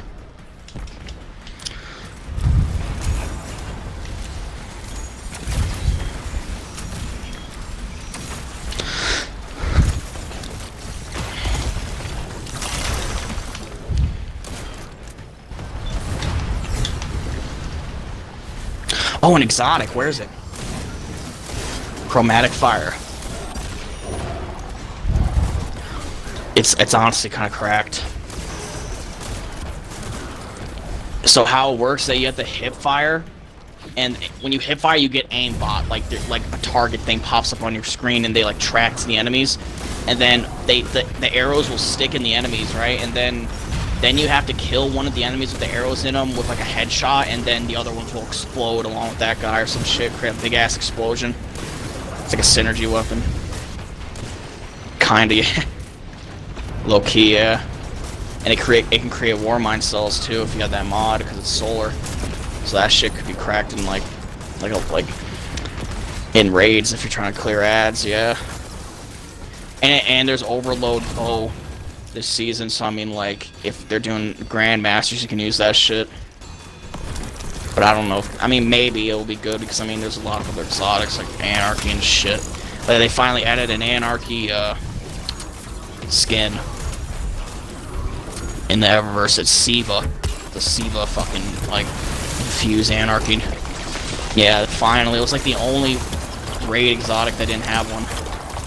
Wait, what?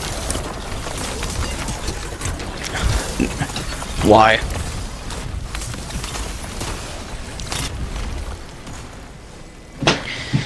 I didn't notice it. Shit.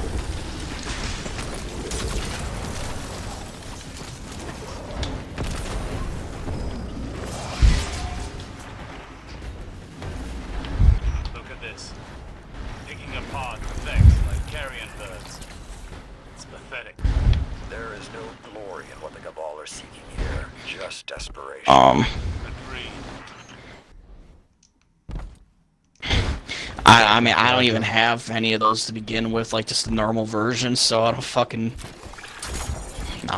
Isn't Dredgen fucking, Gambit? Yeah, fuck that, I hate Gambit.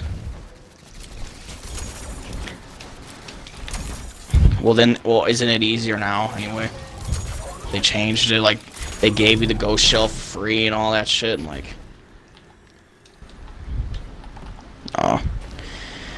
Oh, I heard you had to win, like, fucking not 1,000 games, but you know what I mean, like, you just had to play so much. Yeah.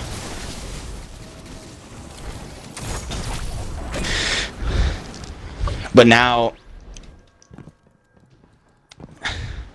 Yeah. What's it called, Justin? Did you say the guild for the Dredgen is like you have to win another 50 Gambit games or something, or? Yeah, I think it's either win or play. It's probably win, if anything. 100% it's win. I'll be surprised. Yeah.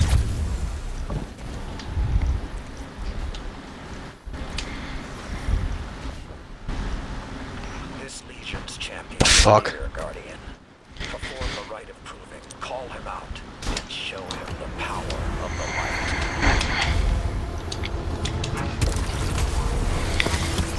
I mean, shit, if you already play a lot of Crucible, that doesn't sound that hard. Just use a fucking mountaintop, because that shit you can still use that in fucking regular Crucible, or use whatever. Like, it's Truth Teller, or the new grenade launcher that you just added.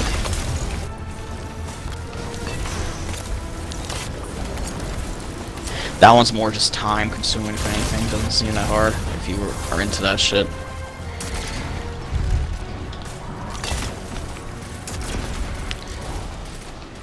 Took Kenny 1,000 years to get just unbroken by itself. I don't know if he's gonna want to do that shit.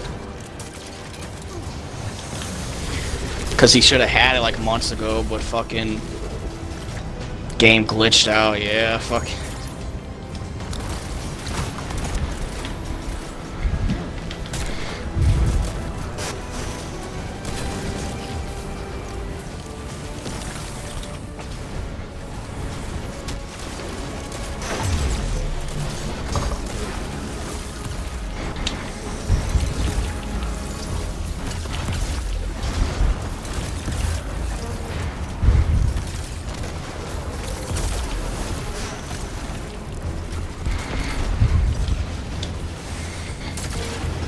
More super. Killing. Yeah, killing. It doesn't work in Crucible though. It's only combatants. So yeah, if you use a gun with Thresh and Crucible, it's basically using a gun with a dead perk on it, which is kind of retarded.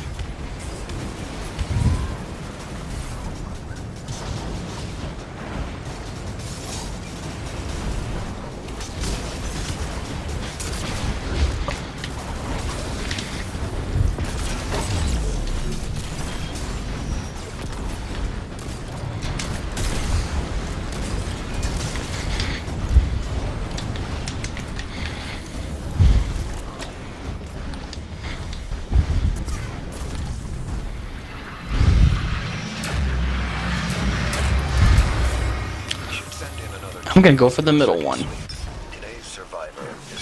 SMG and sniper. Hey, you got the sniper.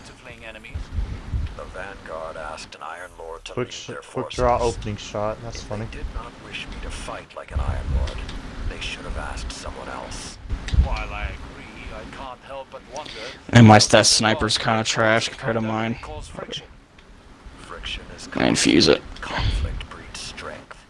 They know this, or they should. My experience. What the Vanguard should know, and what they actually Now got the class item mods. You speak the truth, Warlock.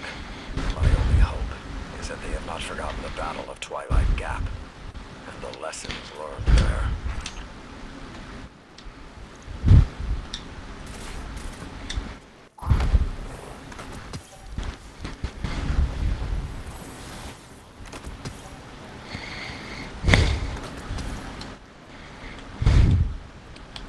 Shit.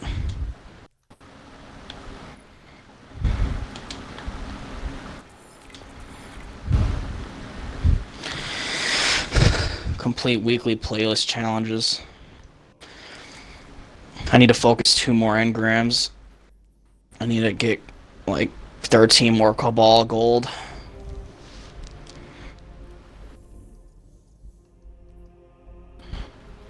I need to earn progression by completing bounties, patrols, public events, lost sectors. Defeat Guardians and Mayhem playlist with super abilities. It's a challenge.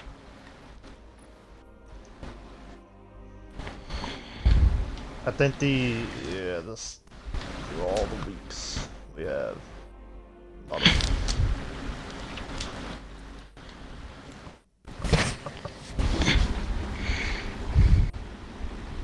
What are we doing now? Going to tower.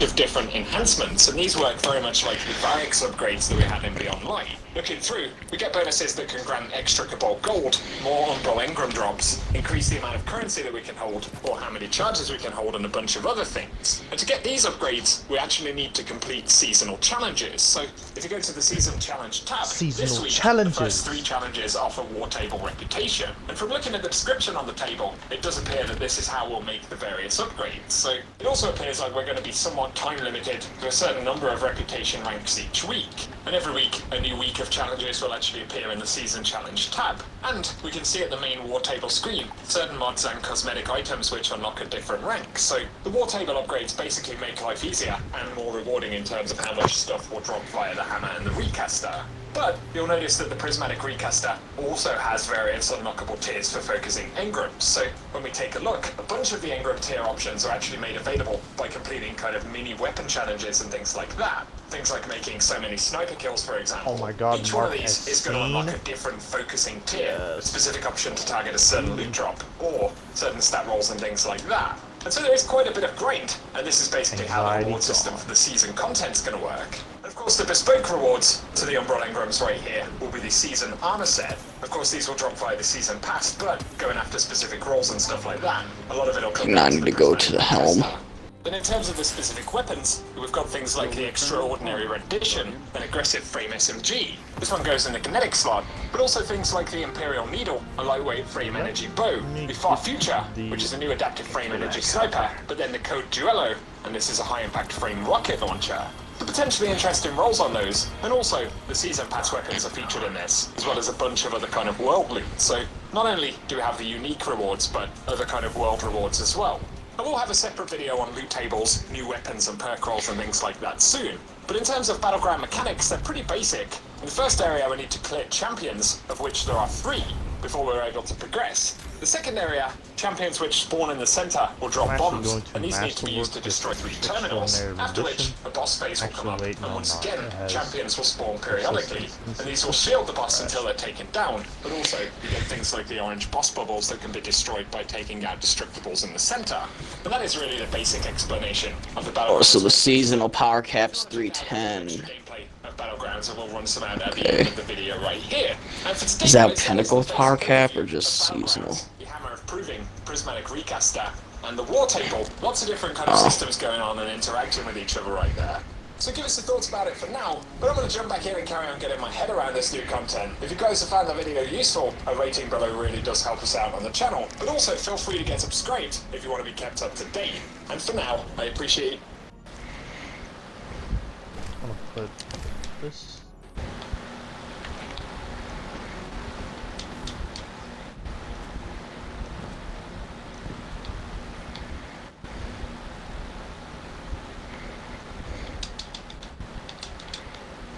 Reputation rank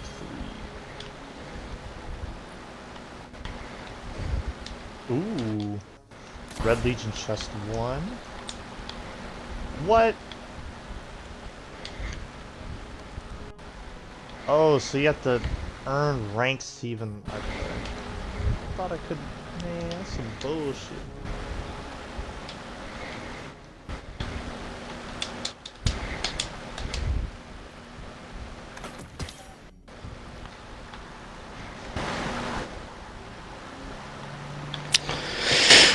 Oh, damn, are you serious?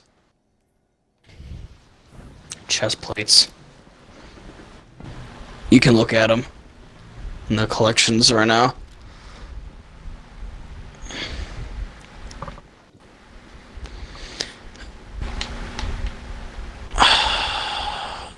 This fucking SMG has multi-kill clip with subsistence. I'm sorry. That is trash.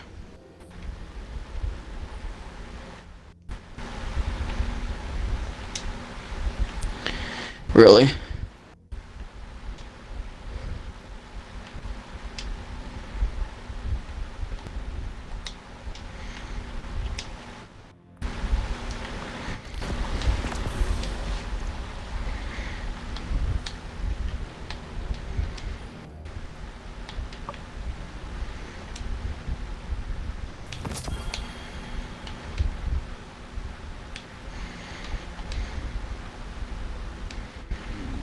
A lot better.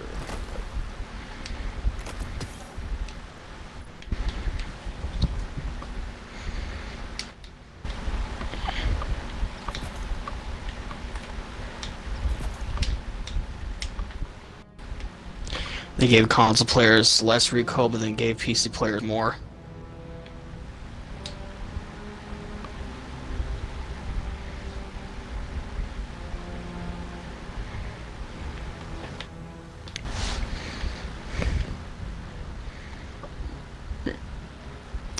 Yeah.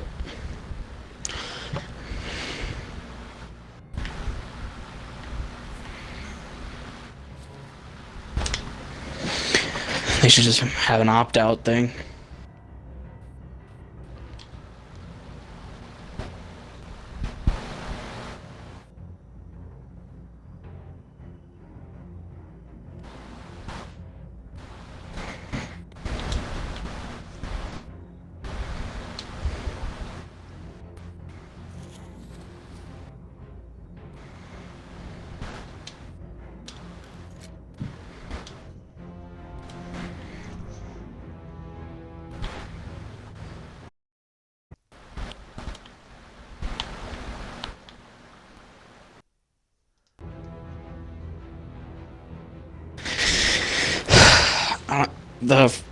Okay. One of these bounties say to use energy weapons. Does the bow count even though it takes primary ammo but it shoots solar? That's what I want to know.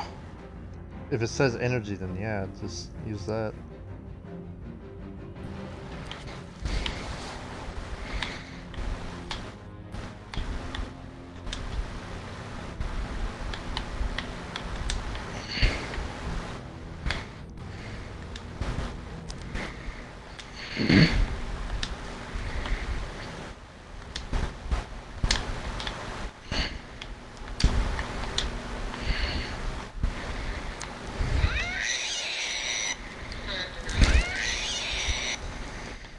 Fuck.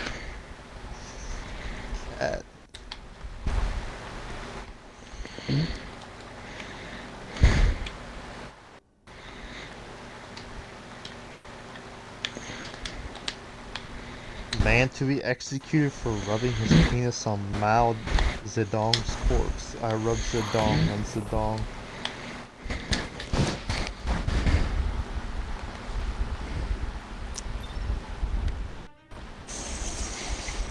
We were saying you can melt the shot of 8 tracks with the rockets now. Wait, what?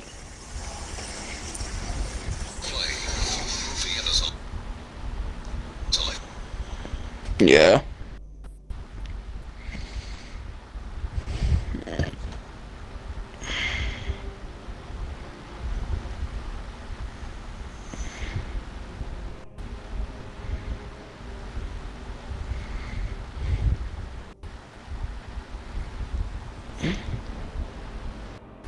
If we were trying to say that the Crow has a different voice actor, what the fuck?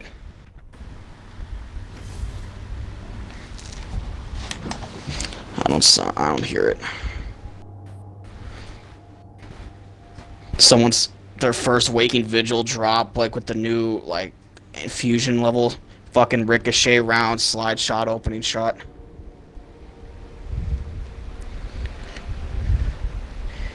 Halo. Yes, Darth Vader.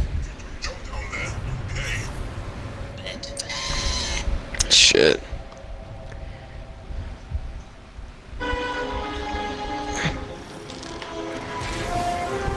Alright, Guardian. The ball is determined to dig up something bad, and they've got worth a head start. You slide dog, you got me monologuing.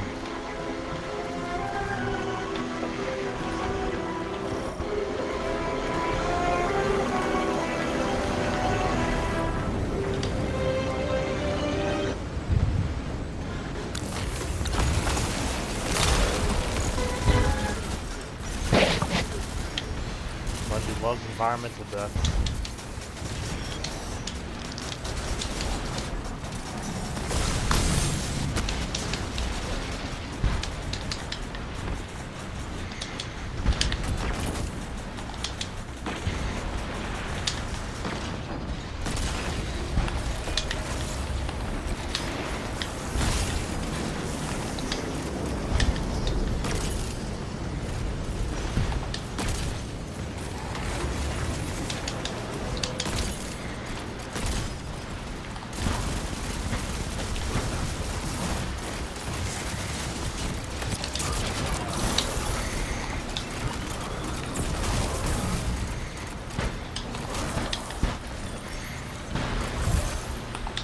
Oh yeah, they made those wall drops now.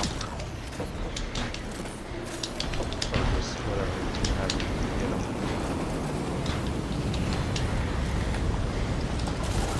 The only they haven't done is Super Simulant, makes me sad.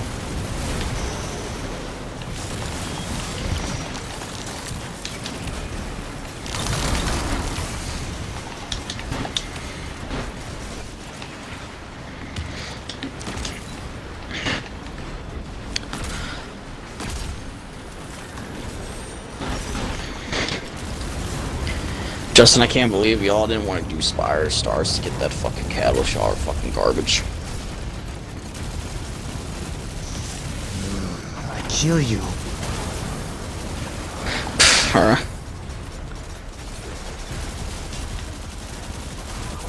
Rather commit die than ever do that raid again. Especially with LFG people. I don't know. We should at least try to get everyone on to do it. LG.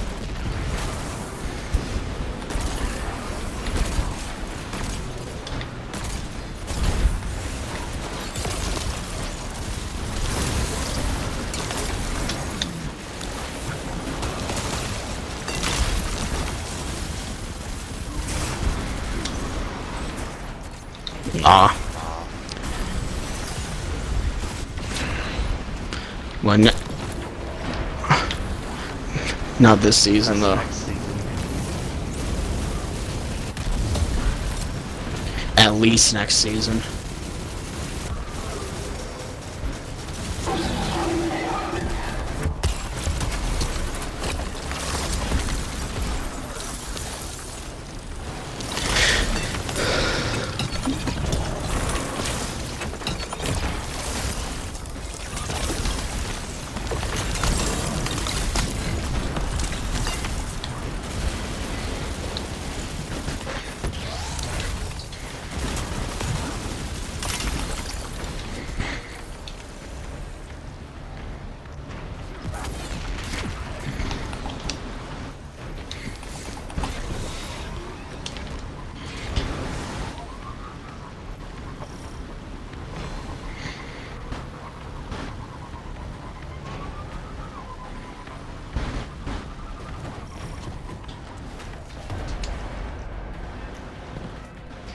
Season of the Drip.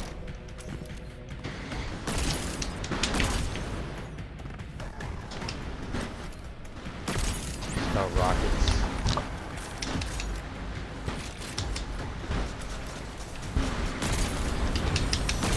It's for the recoil changes.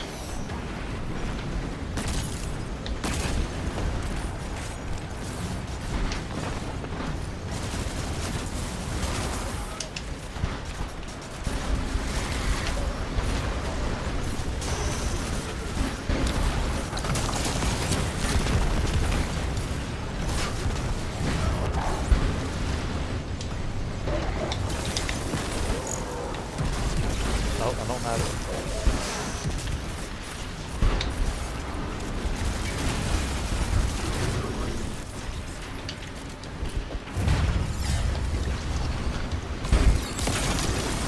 do like an uppercut, like freeze thing. It doesn't go very far. You slide and press RB, and it like you do like an uppercut and summon stasis crystals in front of you.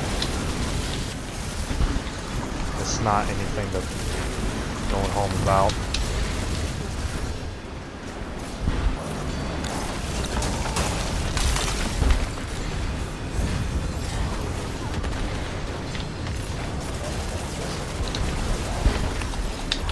The thing is when you activate the slide and with the melee, it stops you dead in your tracks, so you have to sprint again. Use the sprinting. You can do it in your super though.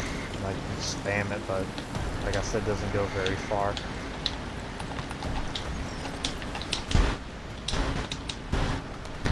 I have no idea.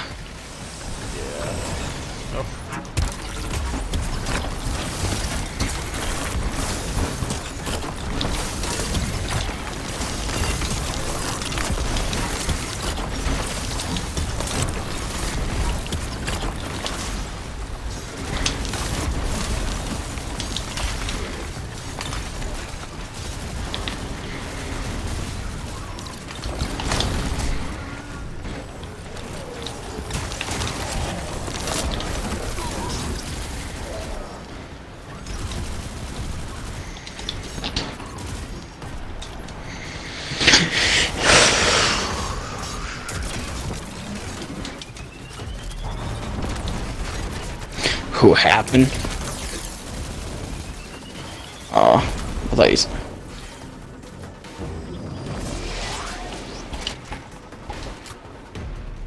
They're looking for the deep stone crypt here. That they're groping around in the dark, so to speak. Sounds like there's plenty else Awesome. they can find around here. Keep pushing, Guardian. Awesome physics.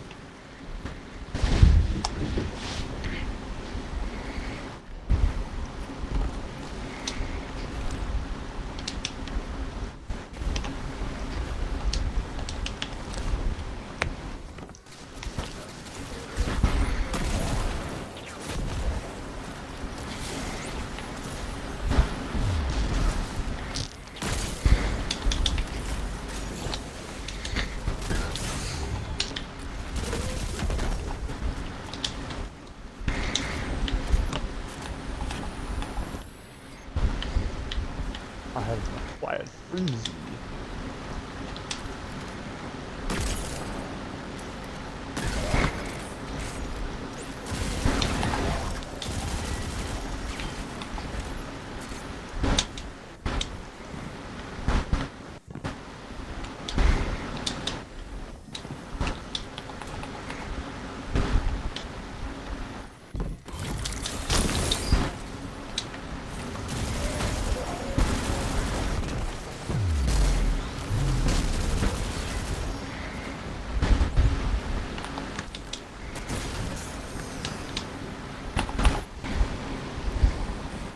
Frenzy activates at like the strangest times. This is the time, Guardian. We get the right of proving.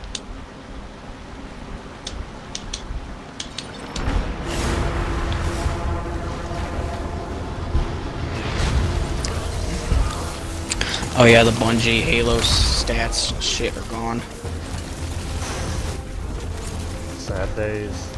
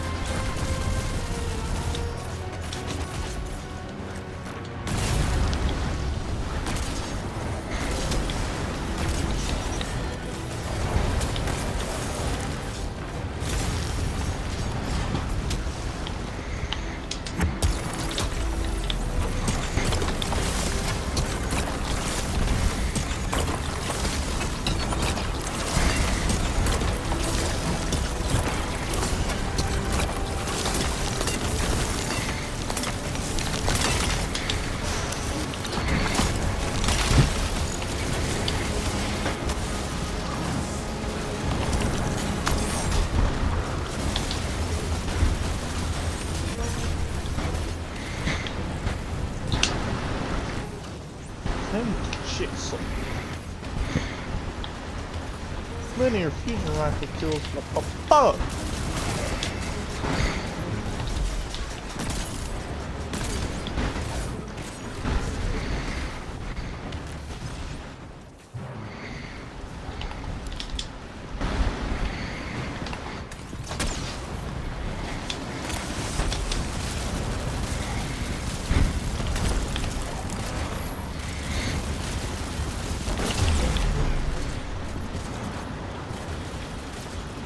Shield generator.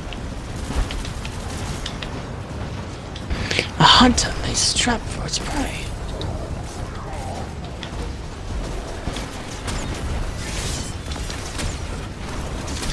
Let's fucking go! Oh my god!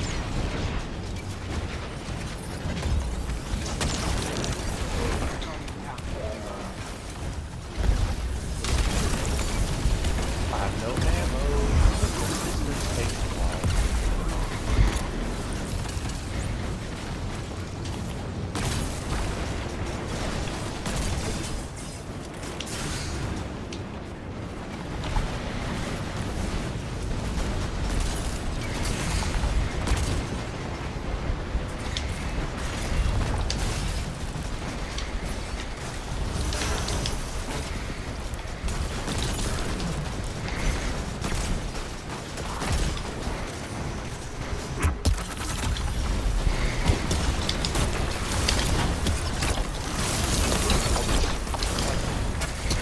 Shield bearers.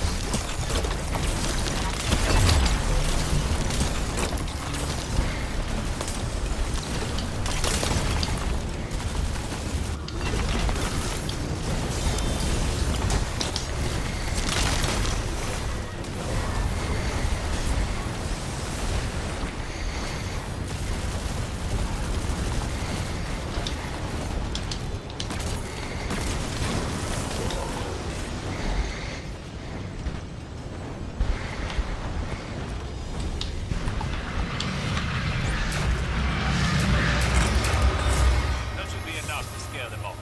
For a short time, anyway. They seem awfully determined. Any Chest chance I'll go plate. looking somewhere else?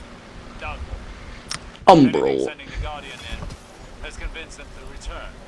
Well, when they do, we'll be here to stop them again. You know, I'm surprised, Osiris. Once upon a time, a place like this would have set you off.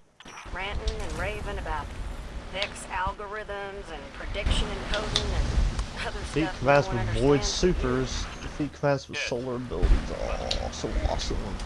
Research is far less appealing without an assistant to confer with. Oh.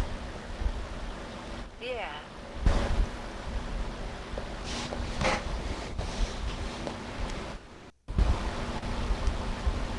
Arc supers, void supers, and solar abilities. Man, all this bullshit.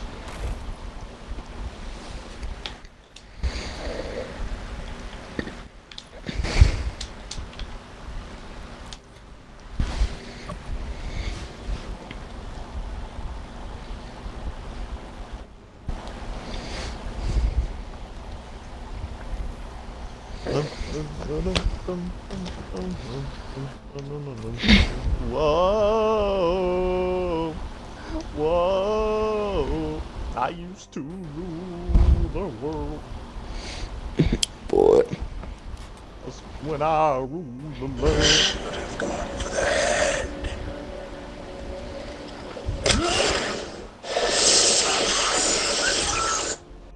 Boy.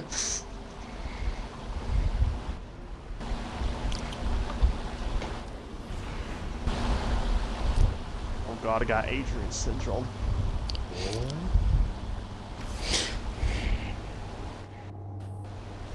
There's people in the room! There's people in the room! It was dying. Oh my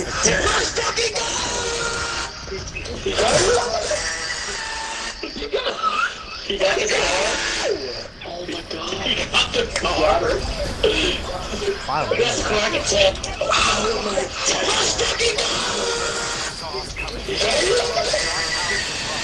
You got the car? You got the car? You got the car, I can tell. How am I dead? Let's fucking go!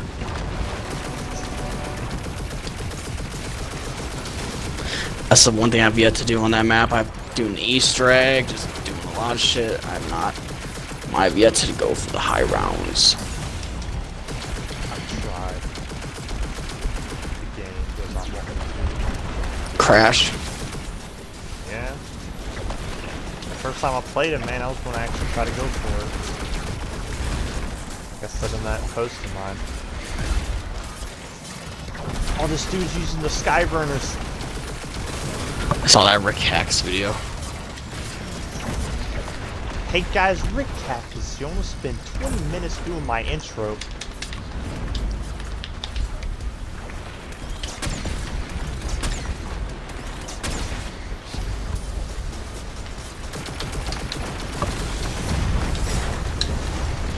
Come on, come on, come on! Let's fucking go!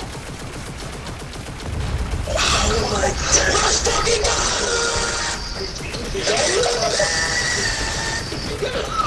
You got the car? You got the car? You got the car, I can tell. Oh my God! Let's fucking go!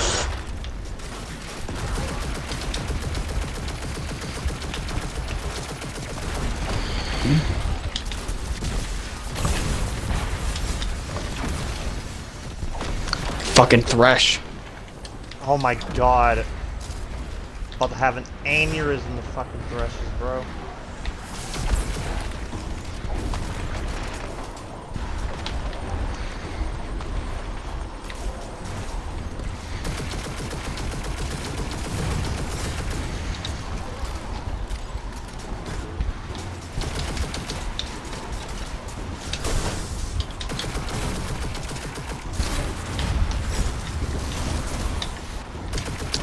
Blood and Honor. Fuck was that? Oh, was that from the? I think that's. What's it called? The tribute hall, or not the helm. I mean, just fucking thing that you get for doing bounties. Ooh, chosen resilience.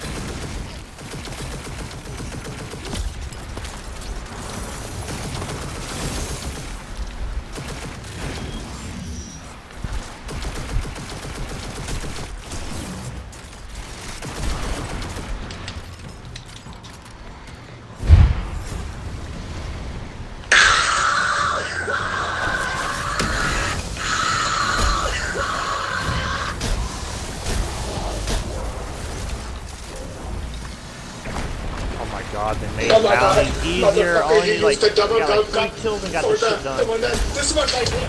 This one is for the fucking Slurpee. You use the one that's for the book so you can get more. I do it all the time. What are you mad about? That's fucking cheating, man. That's cheating. Give me a hug.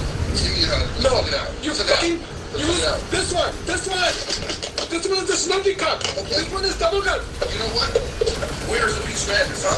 Where's the Peach Madness, huh? You're advertising for it. It's not here. Huh? That's what I wanted. Peach Madness, same fucking thing. Peach Madness, where's the watermelon, huh? No. This is racist. This is racist. That's what's happening. I'm gonna get my double goal. Fucking stop! Stop that shit! Oh, if you touch my container one more time.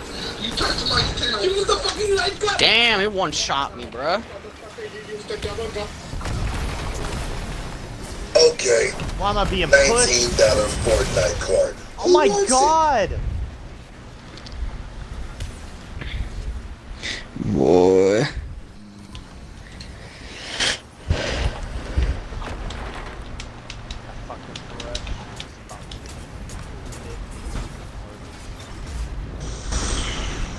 Bruh, Microsoft. Who in their right mind thought that it would be a good idea to up the Xbox Live Gold 1-year subscription membership to $120 from $60? Are y'all deadass trying to let fucking Sony win the console war? I was like, bro, I got the Series X, like, that's a damn good ass console. Now this shit about to kill the whole fucking thing. People are not gonna buy the new Xbox. They gotta pay $120 a fucking year, especially during a pandemic. Y'all are so fucking brain dead I cannot, like,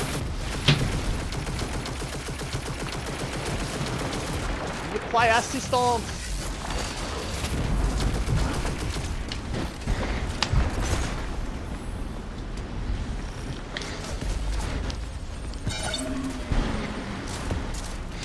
Rifle game in here! Hey guys, it's Jay. I'm on that kill. I'm back here on Destiny.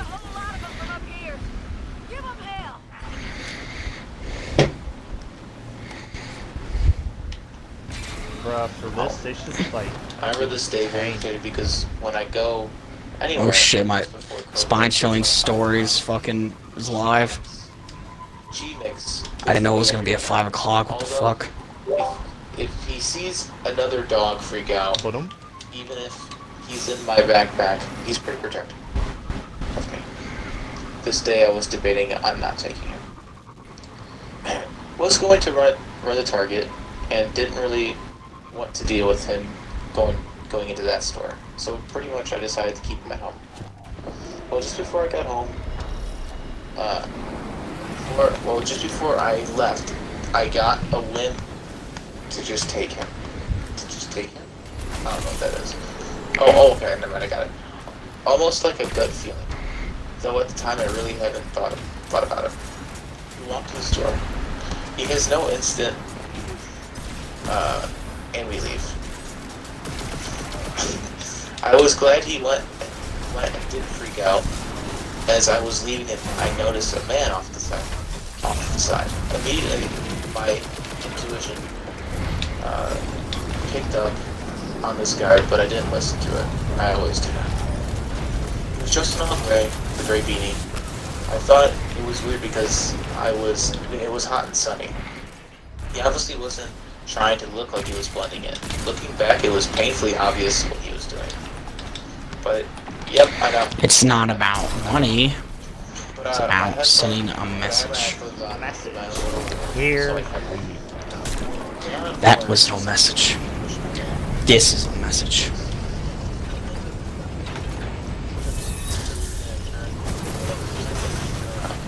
That same man was within a foot of me. Arms out. He looks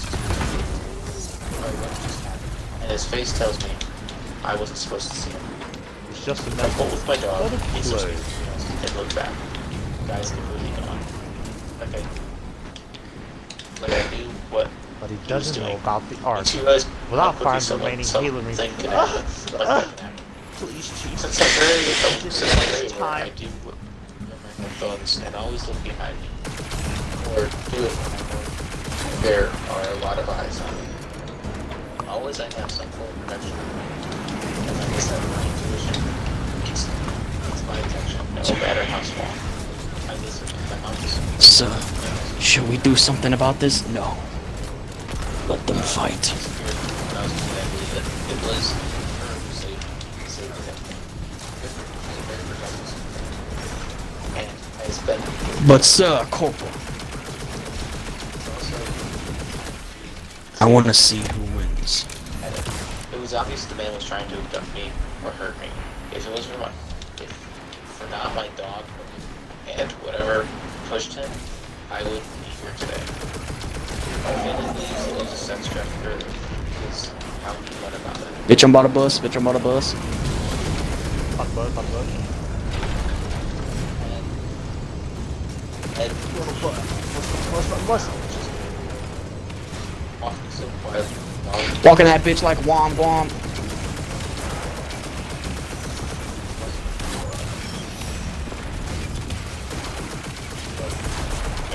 That I was probably not even supposed to see his face. Unfortunately, this is not an experience for me. I've run into him before. Alright, that is that story. Let's thoughts. Who doesn't start with some thoughts on this? What the fuck?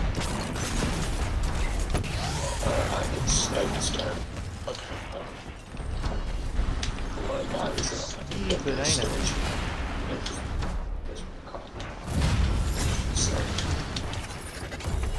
Oh, what? I saw it explode! Maybe pop my suit for no reason, bruh. I thought we were still going. comes Drake. Nicely done. Now go start the rite of proving. Once you make short work of the commander, be done. And not a moment too soon. Oh, I got my sword back instantly. What the fuck?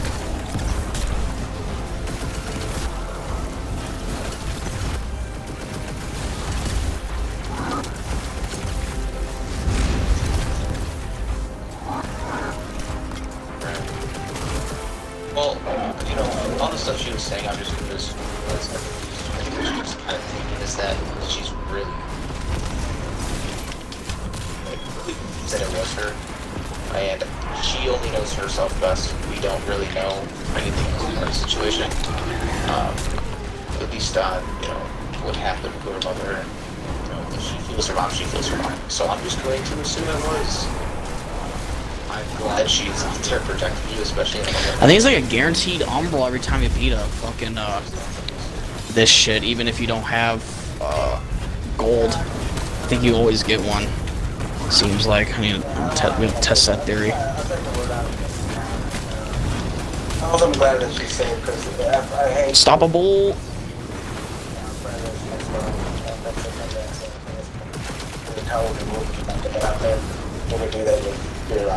You belong in a prison. Oh yes.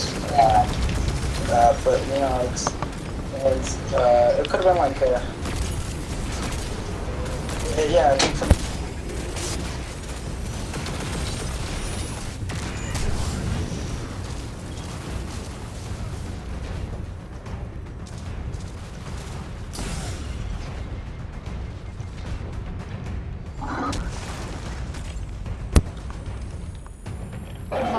I'm actually gonna be right back real quick. Just real quick, alright? Something's going on outside. So, fuck. Just real quick, is that good? You guys can take control of this for a minute? Alright, cool.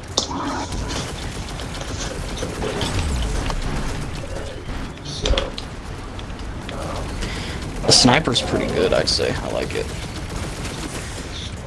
Maybe the scope's a little bit too zoomed in, but I just like using the new shit, honestly. That's where the fun comes from. I don't like using all the old shit unless the new shit is like absolute garbage. Then yeah, but I mean these weapons are not. I don't think they're meta or anything, but they're good, so I'll use them. I'm just trying to have fun. I'm not trying to speed run. I'm not trying to speed run the raid in 10 seconds.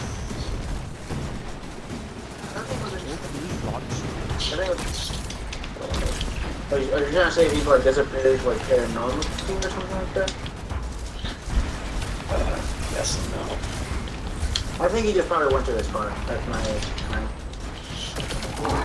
What do you think? Like, damn. Don't try it. Right there. Just make a podcast where we talk about the beat between the vape guy and the big black redacted balls. We should do a podcast where we talk about if the state of Destiny. Shit. Acting of itself might have been kind of weird, but either way. Fuck Rick Kakis's damn podcast, The Real Gamer Hour. They don't talk about the important things.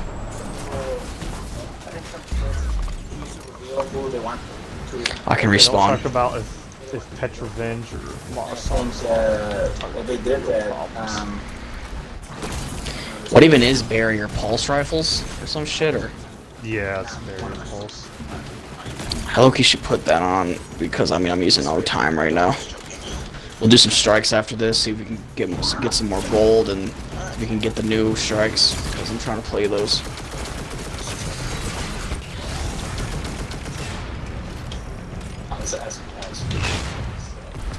I need to go to the thing first because I have some umbos. Some more loot. The man who was trying to hurt her child. no, that's a really light good point. challenger. That's quite a big possibility. Once again, we kind of wish that you. Holy! I'm gonna record that. I deadass got killed in this blink of an eye by his fucking gun. Fuck. But Take down the shield generator. What's your name? I forgot her. But yeah, I think that was those were like stuff like that is insane to have those type of interviews. Hopefully, like I said last week, hopefully we can get the investigator on, because that'd be a whole different type of feel to a show. I wouldn't doubt you everything. Oh, this might be a whole episode for it. That would be yes. But you guys have other stuff to add on to this? No, I don't have enough gold. Left. Nah, you don't get a fucking Umberland Grant every time, damn it. I thought you did. Now we're gonna go to the hall. Okay, I'm just gonna say the last thing I was telling Eric that maybe the Spirit. I think spirits have the ability to reveal whoever Blood and they honor. choose. They have the ability to reveal themselves to whoever they feel like they want to. So maybe that's what they did to the guy. Yeah, see, Honor. that's a really good point. Like I said, I really wish we did get this. Like she said, the look on his face, right? Like he was like. So I think it's kind of. I think you are onto something there with that. I think that may be what's going on, is that he saw something. So, or the mother, or whatever it was. Alrighty. Are you guys good to go?